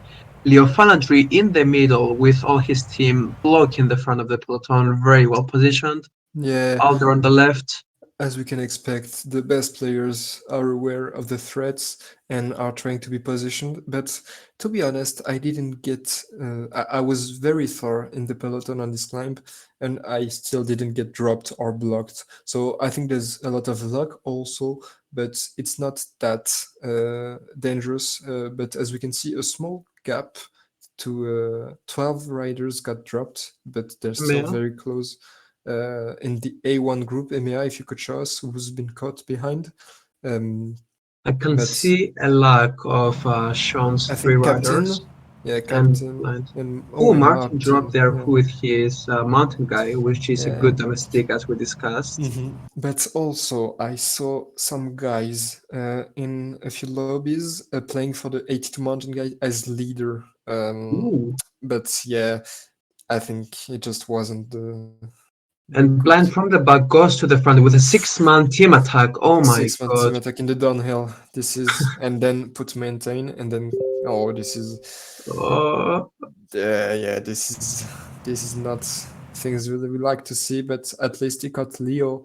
Um, but yeah, I'd guess that Leo is quite pissed right now.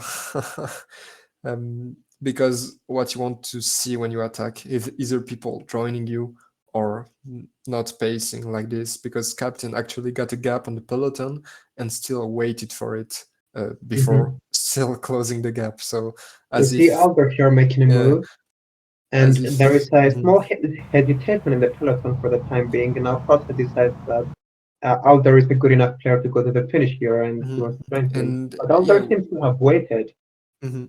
No, I think it's just with the like the downhill and the hill. Yeah, he still got his gap now, but yeah, as we mentioned, anyone can win this group behind the four of them. So this will mean that everyone will pace, try to catch each other. So we'll see a good racing there.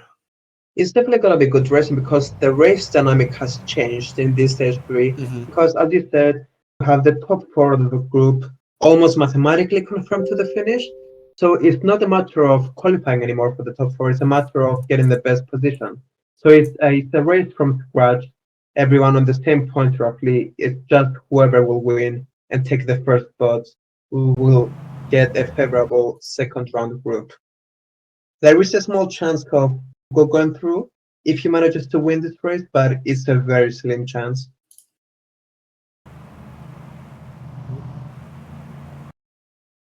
Alder continues with this move for riders. He has over half a minute lead, but it's Sean, the person with the same points and on the first place of the group, getting him back. Pretty quiet now, with 100 Ks to go. And now Sean decides to stop pacing. We'll Yeah, go on paper I drop. think they just want to maintain Alder at like small margin, like maybe 1 minute, 1 minute and a half, um, to just keeping there. But now we can see the gap actually increasing quite fast, since no one wants to um, take responsibility in pacing behind. And as I said, this stage can be won by the hill guy, the puncher, but also domestics can go very far because there's a lot of downhills. You can recover your bars quite Hmm. good, and with four riders like Alder, he can go very, very far. Could you show us who are the four riders that Alder got in the front? I think he has the cobbled guy, so he has the 70. Okay, the 76, uh, the couple guy, the 77 sprinter, and the 78 mountain. So yeah, that's great combination. So you must have the Bernal and Igita behind, which are the mountain guy and hill guy, which also is a great move because in case he wants to attack, those two have the best acceleration, Hmm. so he can get a gap on the peloton. But right now, is really really happy of the way the race has gone.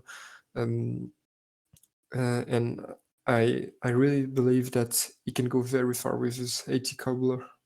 Yeah, I think they're underestimating this attack here. 2.5 minutes and less than 100 k's to go. With this up and down terrain, there's also a limited amount of space and road that you can gain time back on them. So if they don't start acting quickly, which they seem to have done with Martin Petty in the front, it could be a winning move here by Alder. And as you said, Alder made the right decision of leaving the best domestic, not a flat domestic with his puncher at the back, the mountain leader. But it seems to be Martin again, who is almost last in the group. Yeah, he's actually last because Eneco DNF'd. And he's doing the pacing instead of Ugo, should be the one that has the most hope of achieving something here. But Alder is down to 3 already. Into Longley we go. A 3-star cobble section with 10% average gradient. And now Host is taking the front, Sean on the left, Leo in the middle. The gap is coming down slightly to 2 minutes, but he still goes on with 3 riders, and now it's going to be downhill, uphill, and the gap could even extend again. Because when you have 5-man riders trained there like Sean does, the riders at the back will lose some red, and he wants to slow down to recover with those as well. For this section that Alder is entering now, Hailworth, and it seems like he's down to 2, or is Martinez going to hold Mm, on? yeah, I think he lost one, which is the 76 Alper, which is obviously the worst for this stage. But I was still quite surprised that he lost it quite fast. Alder deciding to make a move here, but I don't know if it's a wise idea because you have no chance of bridging to Alder. We're not at 2 minutes gap. Not really, no. I mean, at least not with your leader. Maybe you can try to put Mm-hmm. domestics also in the front, but now Leo is attacking with the 82 mountain guy. I mean, that's a great duo, as I mentioned before, but now the Mm-hmm. peloton won't just let him go like they did with Alder. Alder got his chance, but I mean, Leo with this jersey on the on the back even more, he is not getting away that easily. Even though he still got 30 seconds now. Could we see who's reacting behind? I'd guess Jose Pereira and the big dog. Emea, could you show us the peloton quite fast, please? And oh, it's actually Martin and Hugo and Captain. So yeah, no, the opposite of what I said. So now Jose and the big dog are playing it more conservative, and that means that Leo got a huge gap, and it will be hard to catch, I think, even though he only has one helper. And now Hugo is attacking, and Martin really fast to react. I don't know if he's in in Minty 99 or if he's just really aware, but at least he got another gap. Uh, It did drop his other three riders, because why not? But he still is three in the front with Hugo, Leo waiting for this group. That's very smart. And now Jose is forced to pace behind. But now we're starting to see some moves with 70 kilometers to go. As Hugo is really hammering it in this flat section. After this, we have downhills, climbs, downhills. So you can recover your bars quite fast, but Alder still has 2 minutes lead on this group, which means a 2.5 minute lead on the peloton. So yeah, Halder is on a solo right now, and I think if we catch him, it's not before a long time. Yeah, and the advantage of Halder here is that he has the option to attack these cobbles much smoother and calmer. Whereas in Yeah. the peloton, is the intensity of racing is so much higher, with everyone trying to have a good position and then recovering. So it's just stop and go in the peloton, whereas Alder is just taking this smoothly with no intense efforts, and that will lengthen the energy he has, which is more linear effort. We see here though Ugo trying to reach to the front. We've He's got only a just minute 1/3 of the behind, race left to run. but Yeah, Now's the not the peloton time to is keep not far watching. behind either. Yeah, but you have to respect Hugo behavior on this stage because he knows that he needs to win it to have at least a chance to qualify. And that's what he's trying to do, play for the win, and that's obviously what we want to see. But yeah, it looks like his helper is dead in front. I don't Ooh, think. Leo got a big block by a dead Jose rider there. I don't know if Hugo will go alone. I think he'll try to keep his helper with him because even though you can recover quite good, an helper is insanely valuable in those small flat section Mm-hmm. um, to keep a steady pace and not lose time. So as we can see, Alder down to two riders, but 77 and the cobbler. Um, It seems so though Ugo is going for the mountain guy as a breakaway attempt, oh, I and is didn't notice keeping the that. cobble guy in the or the puncher. I'm not sure in the He has the peloton. 75, and is it Evenepoel? Yeah, it is. Okay, so I mean, at least we see different options, and that's what's great about classics. We can see different people playing for different riders, and I mean, you can win with. I mean, I wouldn't rule out Evenepoel against Odge because Odge has been in the front for a long time. But yeah, I do think that Hugo only sent those as satellites riders Mm-hmm. to. And as we said, this finish is very acceleration based, and the Yeah, mountain guy has a great acceleration there.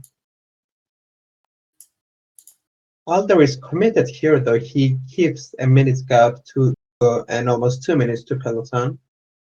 I'm not sure that I don't think he believes that he'll survive until the end here, but he will have two riders or even one much later in the stage than others might do. Although that doesn't seem to be the case here because you can see Martin with 6 riders, Martin still, yeah, Leo and with 4. yeah, Leo is trying to catch Hugo, but now who will be the one pacing on Alder? Because I mean, even though two riders isn't really threatening, um, after this succession of climbs, there's huge downhills to recover, and the cobbler is, I think, one of the best rider in the database to go on solo attacks. So I wouldn't rule out Alder chances yet because yeah, the gap is climbing up to 2 minutes again, maybe. Mm-hmm. Yeah, there was a Martin, moment of okay, hesitation there, but now yeah, Martin has decided yeah, that it's now Martin or never. using his riders because he has a number advantage, so that's well played of him because at some Everyone point, has big numbers here, surprisingly. It's only 45Ks to go, less yeah, than that. And it's Jose with the least amount of riders at just 3. 4, never mind. Blind is 3, actually. As you said, it's really impressive to have 6 after doing quite a bit Yeah, of work on the peloton. yeah. And we are Hugo now has been caught, starting. by the way, if Yeah, you haven't noticed, and now surely he's gonna be going for the Cobble and the Plancher guys. There was a uh, Scotch Caper in the middle there. They really need to be more careful. yeah. Uh, as we see Martin continuing in the front after Gens Hill, Yeah, Genes, and this and climb will hurt Alder a lot because even though the mhm, cobbler, okay, no, maybe in this section is better because it's 5 star cobbles, but on those kinds of climbs which are a bit longer, the cobble guy isn't really good because he has like 76, 66 medium mountain, so he can get caught quite fast. But yeah, that 5 star cobble sector helped him a lot to stay in front. And now we can see the big dog taking the lead, and I think the big dog is attacking. yeah, he's Yeah, been trying to get a gap for a while now, and the big he dog, will and he finally get took it Captain here. with him. Mm-hmm. Captain down to 2 though, and Alder is And finally caught, but not from the entirety of the peloton. We have a Those and small guys up split front aren't here. going to be yeah, making this is too a many. very important part in the race because this is where the winning move can go. And I think Captain maybe going. And Uh, this is where red bar will be The riders are vital. There are going to just so very many tough upshot portion with here that there is percentages no above time for the red 10%. bar to yeah, recover. So any domestics will just suffer on yeah. this section. And I think Alder just did a bit too much because now I'll be down to one quite fast, I think. No, still two. Hugo is alone, I think. Yep, Everyone with two besides Hugo. Captain has three. The big dog with three also. Hugo two. Okay, so we have a number advantage for the big dog and Captain blind. Blind. And we'll get a better look at the finish because in the group J there are only 13 kilometers till the end, so close to the end there, and we will be having a look at what the finish looks like just before looking at it in our center court. So there we have two-man group with Frico and Swaxon, both with the Hill guys, 1.5 minutes advantage on Stein and Jasper, Andrew Walker, and I think it's Kingmaker in this lobby, yes. So all-in move for Frico and Swaxon, great move. Uh, they will be passing on the top of this climb, and then it's only downhill to the finish. But now Swagson is dropping Frico. Frico just did a little bit too much and it'll be stuck a bit between two groups. I think it will be getting caught by the Andrew Walkerstein and Jasper group. And Swagson, I mean, is going to do 3 out of 3, I think. Uh, so yeah, that will be 300 points for Swagson, the only player to win three classics yet. Very strong showcase from him. Now Kingmaker is making bet to the Andrew Walker group, and I think Frico actually will manage to hold on to this group behind and end in second position. And but yeah, in front it's Swaxon. Another solo victory for him, like in last stage, and you'll be enjoying it. 3 out of 3 for Swaxon, former world champion. And yeah, we couldn't really see the sprint for center courts, but yeah, it's a bit of a hilly sprint with downhills and uphills and a big turn at around 800 meters from the line. So we'll try to keep an eye on this.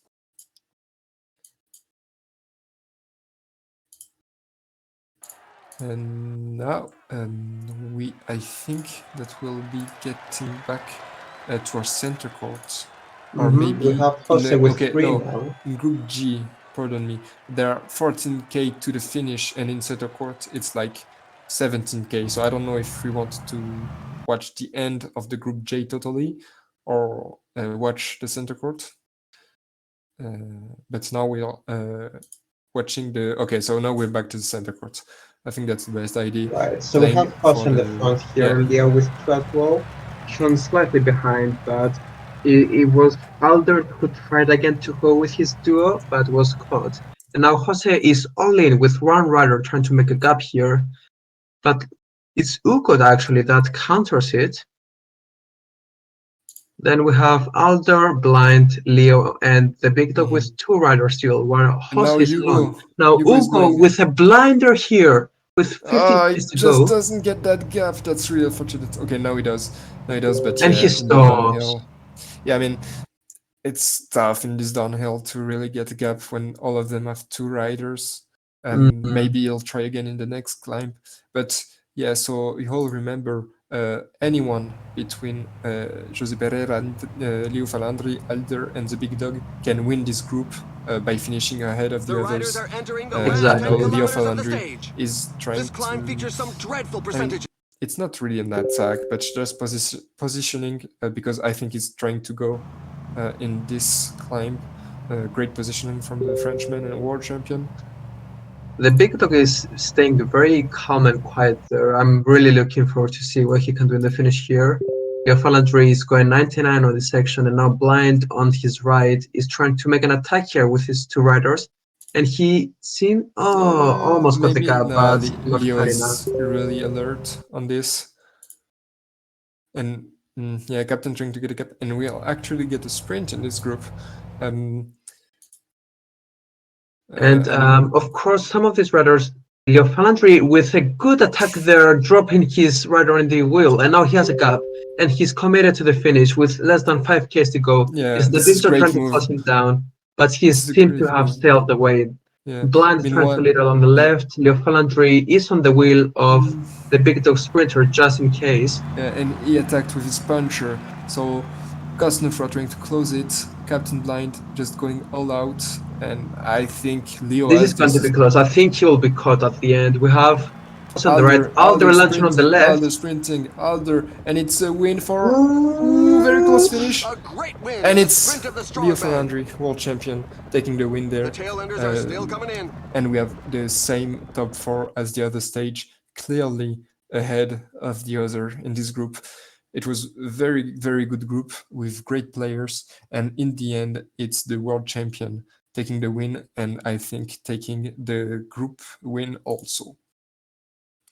Yes, Meanwhile, that is just correct. to be Yeah, Falandri mentioned, takes the win. in the other group, Basso won the last stage in front of Chief Master Pro. And now we are looking at Group H with one rider ahead. I think it's one of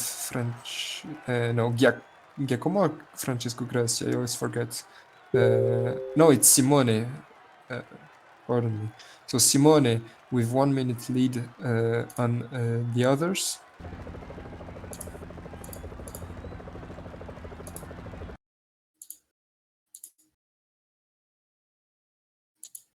There's always someone trying to go solo late in the last 15 Ks of this race. And as we said, it's a parkour that does offer that possibility, but he has to rely on luck. That's the whole group behind just And wait and wait. now Simone is attacking with another rider, trying to bridge to his already in front rider. That's a bit greedy, I think, and aggressive.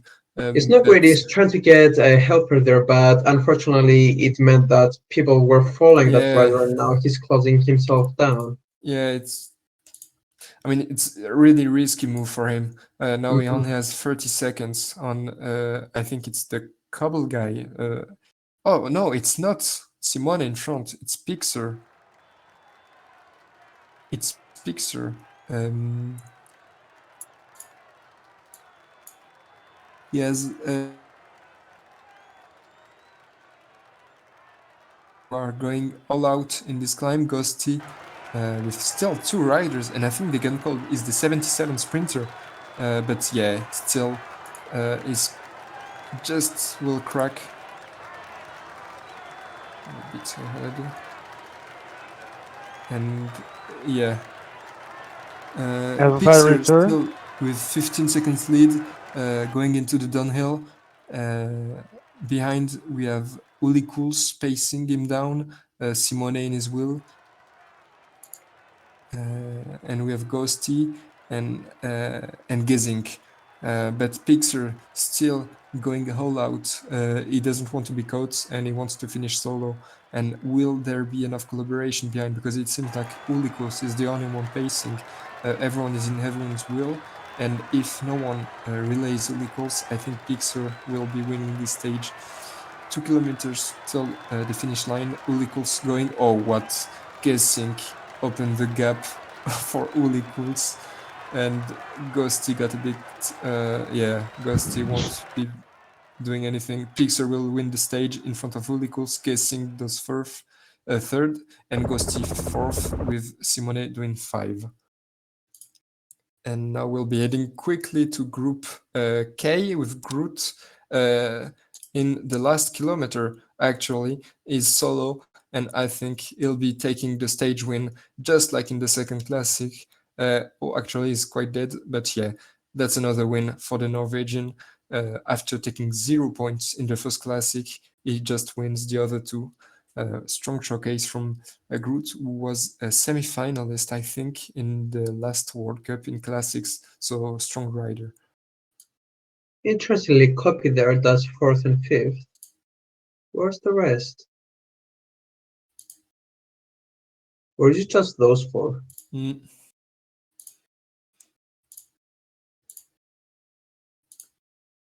Is there only 4 players in that group? I have no idea. I think we may have had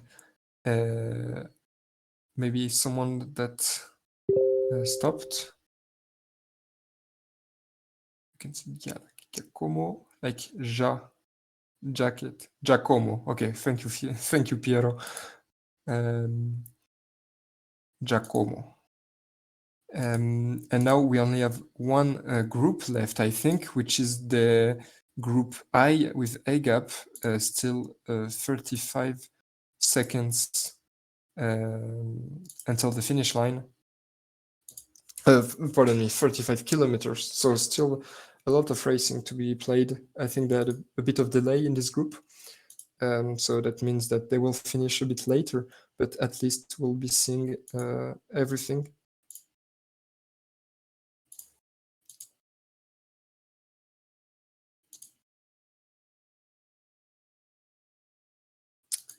And yeah, now back to this group I. We can see that A-Gap actually only has one rider. He links with 3 riders. This is a breakaway, I think. But I think the win is in front because 2 minutes gap with everyone having that much rider.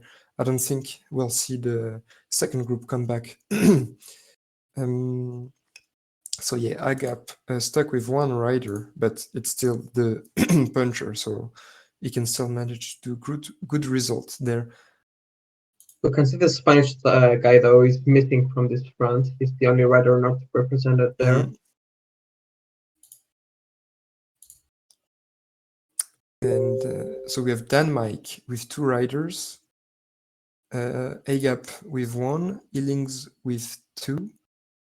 We also have Comic with 2 riders, and it is Giacomo with 2 riders and Finn with 2.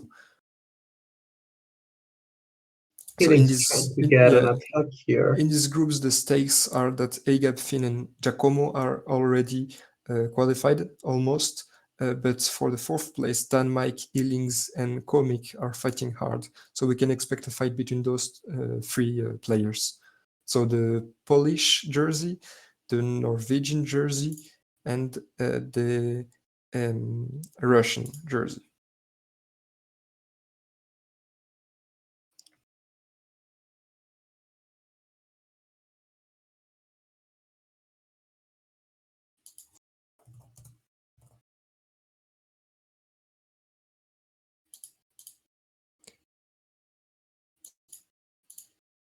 And now we have Comic trying to pace hard and maybe attack.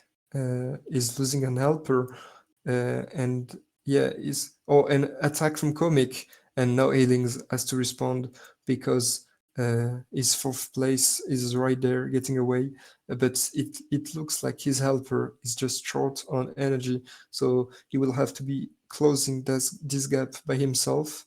And yeah, Comic just going all out, 99, and now A gap is making the gap, is closing the gap with a Spanish guy, Finn, and now it looks like everyone's down to one besides Ealings. They don't manage to close the gap though, and that rider is Yeah, and gone. I mean, Ealings, his rider doesn't look that good to pace. I think he still have a bit of bar. Maybe we'll see him pacing there, but like 30 seconds, I doubt that Comic has infinite bar, but still that's a huge gap because there's only one climb left, and after this it's only downhill. And since Ealings will lose his only helper, it will be 1v1 v1 v1 v1 in the That's back, right. and I don't think anyone will place, even though Comic winning means that both Ealings and Dan Mike are out of the race, so they have interest to pace. And Comic Comac, seems to be getting away yeah, with this. that's huge attack from him. Yeah, it was a classic 15-kilometer attack here, and Mhm. sometimes it works, sometimes it doesn't. But we saw a big hesitation here, and that And was now, normal now here. this is the most important part of the race. Ealings has to carry on if he wants to. Yeah, but it just looks like Ealings isn't pacing that hard, and Comac, I mean, he still needs to manage quite good to make it to the end. Now he has only 25 seconds lead. Nah, Ealings he looks strong. desperately trying to close this gap. He isn't getting any help from the others, but to be fair, Giacomo, Agap, and Finn don't have any interest into pacing there. But Dan Mike could be the one pacing. Now Agap is trying to go early, maybe Very early. closing this gap. Yeah, it's a bit weird, but comic, Agap, maybe heartbreak for comic still has enough energy. And what a win Whoa! from the Polish comic from Poland with his Eka first gets win. third there. Yeah, and Dan Mike second actually. I Could almost thought this Eka won be that with that really strange tactic, but fair enough to get third with with that. Dan Mike ending? No, I don't think it's enough to beat Giacomo. No, Giacomo did fourth. So huge clutch from a comic will be qualifying for the second round with Agap, Finn, and Giacomo. Great resilience there from Comic, almost heartbreak. Everyone thought that he's gonna be caught, but he just found something there in the end and managed to sprint Eka and that Mike. Very impressive. Was that the last group of today? It was the last group of the night. We'll now wait for the official results, and we will be announcing the qualified players for the second round shortly.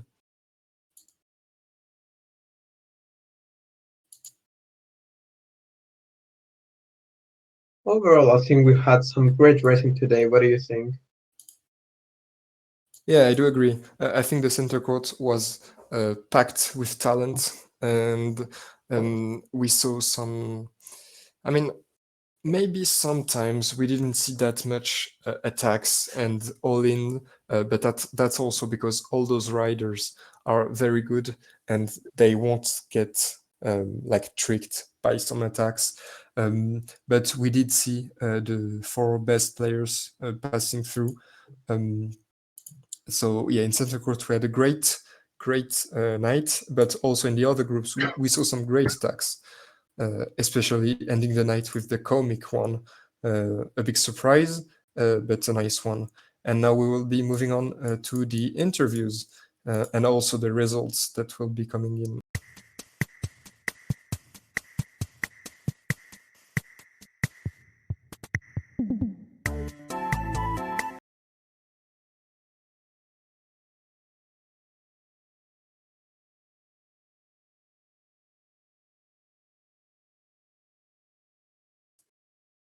Hello, everyone. First of all, we have Sean here who pretty much completed his day in stage one after taking a really, really impressive win ahead of huge names like Jose and Leo Falandri to take 100 points and secure a spot in the second round of Classics. Sean, how do you feel after that sprint and managing to qualify in such a tough group? Good evening to all, and I've heard a little bit of your work, and you guys did a great job, so thank you for that. And about my group, I knew it was going to be a hard one. I mean, jam packed with some talent. We have one current world champion, then the most decorated player in the World Cup history. Alder also, I think, already won a gold medal. There was quite a few people there. I just wanted to keep my pace, keep my cool, do my strategy, and after winning the first one, I had a better margin to manage. Second one didn't go as well as I would have hoped because I didn't manage to put my riders in the break after trying a couple of times. Even then, I saw that the top three should be good for the win. Didn't panic. Knew a fourth place in that stage was more than enough with those three finishing ahead of me. And then the fourth one, I was also very calm about it. I wasn't too much focused on the win, just on marking the right players that could affect my qualification. It was just tactical, cold, but good. Yeah, it was a great night for you. Also, in the first stage, I mean, we saw some groups ending with only like few riders, groups of 4 and 5. And in yours, in the home loop, it was more of a bunch sprint, and you managed to pass with the 77, sprinting good. Did you expect the 77 to play for the win right away, or were you expecting to play for the puncher or the couple guy? Uh, I was. I always had the plan to play for the cobble guy, but obviously you take the 77 sprinter, you try to nurture him, take him as far as possible. And when I saw that he had actually passed and he had actually good bars, uh, I thought, okay, I'm going to do this at my pace, and I knew I wanted to go as late as possible because I had the perfect positioning for that, and it worked out. I think things were more calm in our group because at some moments I did close a few escapes here and there, but then things Mhm. calmed down, and I don't think people were really in the mood to attack in that stage yet.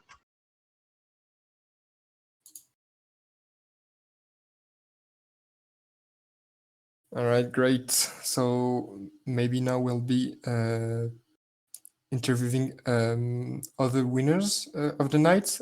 I see that Pixar is raising his hands to talk, so maybe we can welcome him. Yeah, I'm inviting him. Hello. Hello. Also great night for you, Pixar. I saw you with a few wins. I'm just putting the result from your group, which was Group H. Yeah. So yeah, so I mean, you won the last two. Great result from you. It was quite the good lobby, I think. I saw I mean, some stages where everyone was there playing for the win. Were you expecting to win as those two last classics? Definitely not, especially not the mountain stage. I thought I screwed it over the second HC pass where I just somehow was alone and yeah, then I got caught and I thought, okay, it's over. I will go out with 0 points there. But also, we saw the last stage with you were in front alone for. I mean, we went on the stream. It was like 15K to go, and you managed to make it to the end. Were you praying for no one to close the gap, or were you confident on this win? I was fairly confident. I mean, I Yeah. was alone from I think like 60 to go with some of my teammates, and yeah, it was just. I mean, it's basically it looks like a hard classic, but I think it's not that hard when you're out in front once. Yeah, you just need to do your thing then. Yeah. Okay.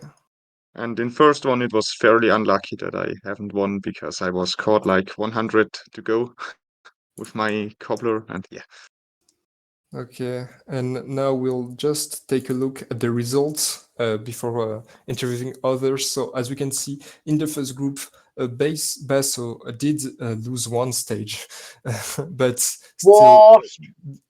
dominates that group with 272 points ahead of Tuanu, Chief Master Pro, and Pompon a bit of a surprise there, qualifying for the next round. In the age group, we had Pixar, Simone, Gosti, and Hol Afonso getting the qualification, but it was very close because both Uli Kulz and Gesink had more than 100 points. So Hol Afonso, thanks to his second place on Omloop, qualifies. Then we have Eigab, Finn, Giacomo, and Comic with a beautiful attack in the last stage, taking that last qualifying place. Swagson obviously winning 3 classics out of 3 in front of Stein, Frico, and Jasper, just barely above Andrew Walker.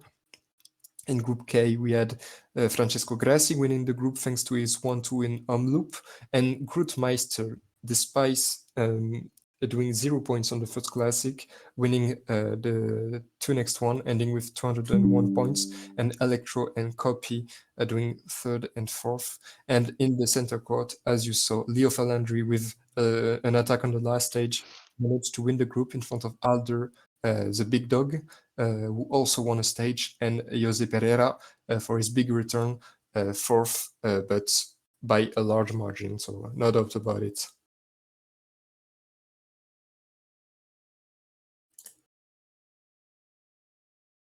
All right, we still have a few people to hear here, Snake. I don't know who actually did Finn play.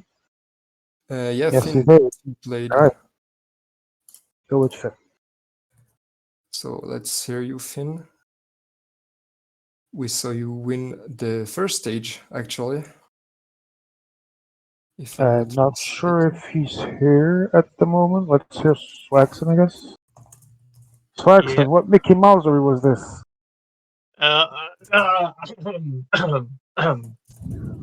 Just an evening, really. Really. Just a nice evening it was.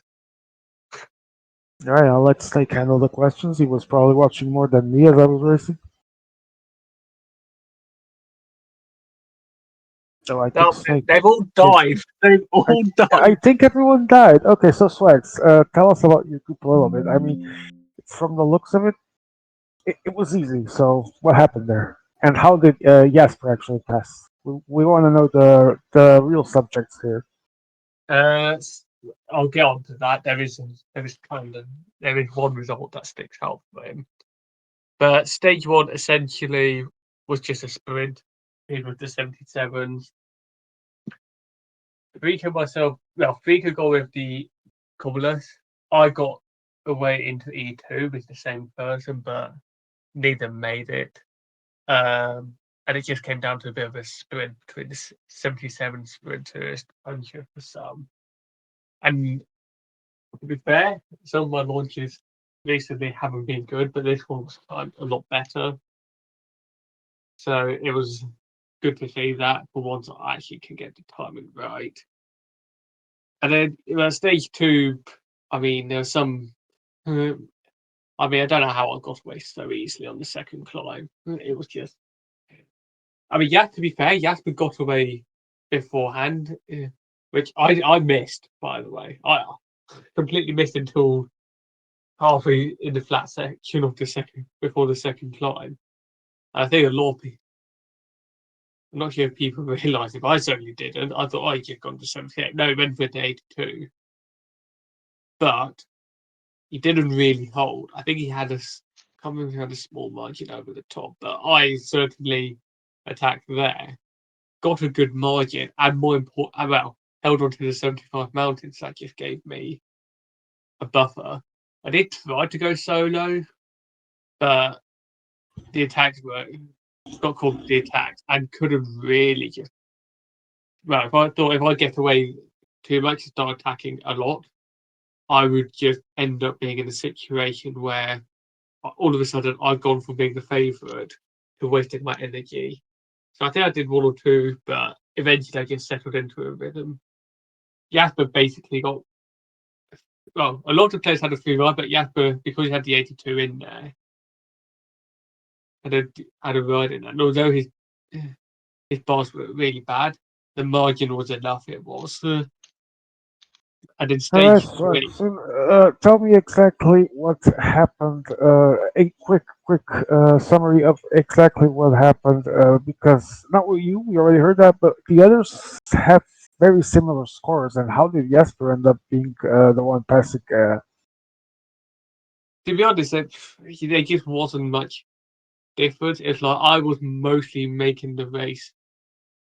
I was. To be fair, there were others who were trying to get away, but I think the difference was for me, my attacks were a lot more well placed, more just ready they were. That I was just more ready to go in the right place. I was at the right time. Admittedly, I think, especially the second stage, I got lucky in that I got away a bit easy. But the fact is that a lot of the time, maybe we saw one or two followed, but they just, but that really all it was, and then they just couldn't get cooperation behind. To be honest, it really was evenly matched, and it was just moments for the people that went through. They just had moments where they came second, and that allowed them to qualify. You see, the Stein got second in Omloop, Jasper second in the mountain one, and then Freaka got second in the Halifax one. All right, and before letting you go with this note, just to inform you that you were the player who has scored more points in this round, 300. So congratulations for that, and thank you for being here, Slacks. Thank you. Giacomo, are you here? Yeah. Good evening, and tell us. I don't think I ever saw you play, so probably a first, and you actually managed to be third of your group. How was the experience for you?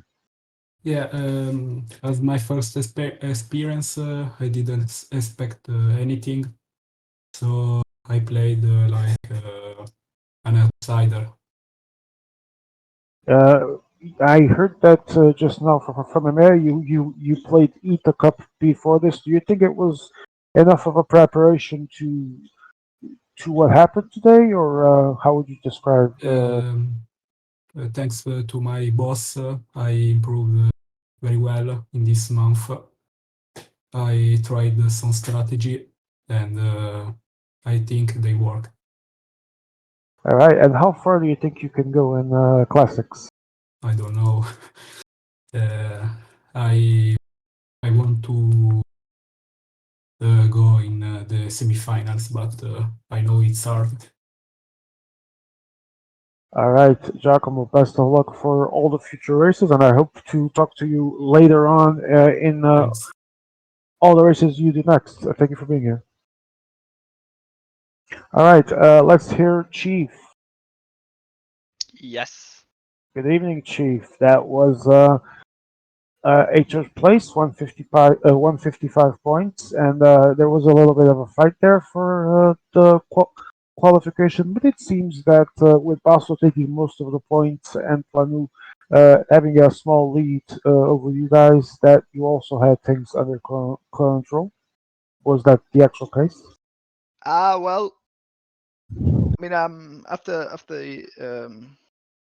after two stages, it was the situation was quite clear for me. Basso and was it Tonio Tonoi? Planu, yeah. Yeah, they already were clear. I was I had Taicho behind me, who was a danger for me, but he was I think 30 points or 35 points behind. So kind of and I was in the shared third place, and the other guys were almost done. They would have needed a win and some more things to happen to advance. So for me, it was quite clear that I just covered Taicho. I slept the beginning. A bit in the beginning. I missed the moves. I was a bit in the defense there, but when the race kicked on, I always was in the front. And yeah, then at some point, Ticho went on the move, and I just covered, and I sucked in his wheel until 15 kilometers or 10 kilometers to go. The the last harder ascent, I bridged over to Bas, who was in the front, lost in the sprint I do against him. But yeah, it was then quite clear at some point that I will do it. And because I had to focus on only one player, was a little easier than it could have been. All right, Chief. I assume that one of your main goals was to pass, but how far do you want to go on in these classics? I mean, it also depends a bit on the lobby. You get. I mean, I like to go from round to round. I mean, I had a hard group, kind of with Basso. There's, I mean, that he wins the group was kind of obvious, to be honest. Depending on how lucky I am, I could go to the semifinals for sure. But you know, if you have bad luck and if you just are positioned bad in the sprint, like I was in the first stage, especially, then it could also be game over in the next round. So for me, it's just going from round to round. Yeah. Just the goal And of advancing. just a quick question: you subbed for all the disciplines or just road? I'm here for all Road and track. disciplines. I'm also in track. I don't think there's a lot going on in track for me except maybe 200 TT. But the other ones in track are more here to practice a bit for the team competition. Yeah, where I hope we can do something there. Maybe get a medal or two. Yes. And Emma, yeah. where are the results on screen?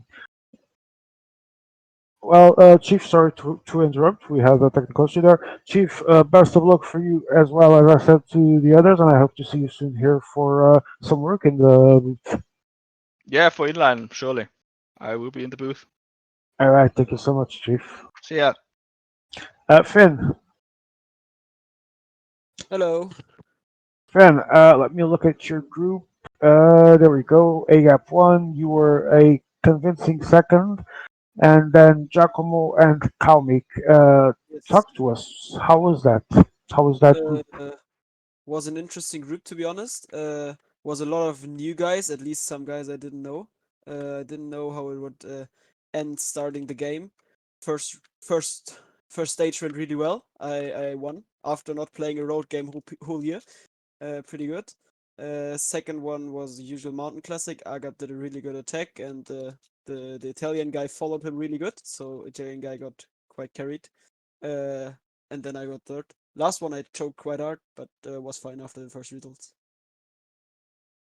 I see that you did, as you were talking about, first, third, and fifth. But still, you managed to be ahead of pretty much everyone except AGAP. Was it smooth sailing, or did you fear that qualification might not happen at some point? After I won the first one, I wasn't scared at all because looking at the results of yesterday, I realized that only one group, well, I think two, happened where 100 points weren't enough to qualify already. And yes, I was quite sure after the win in the first one. Before, I wasn't sure at all because I didn't play road this year. It was your return, and what do you expect for classics and even roads in general?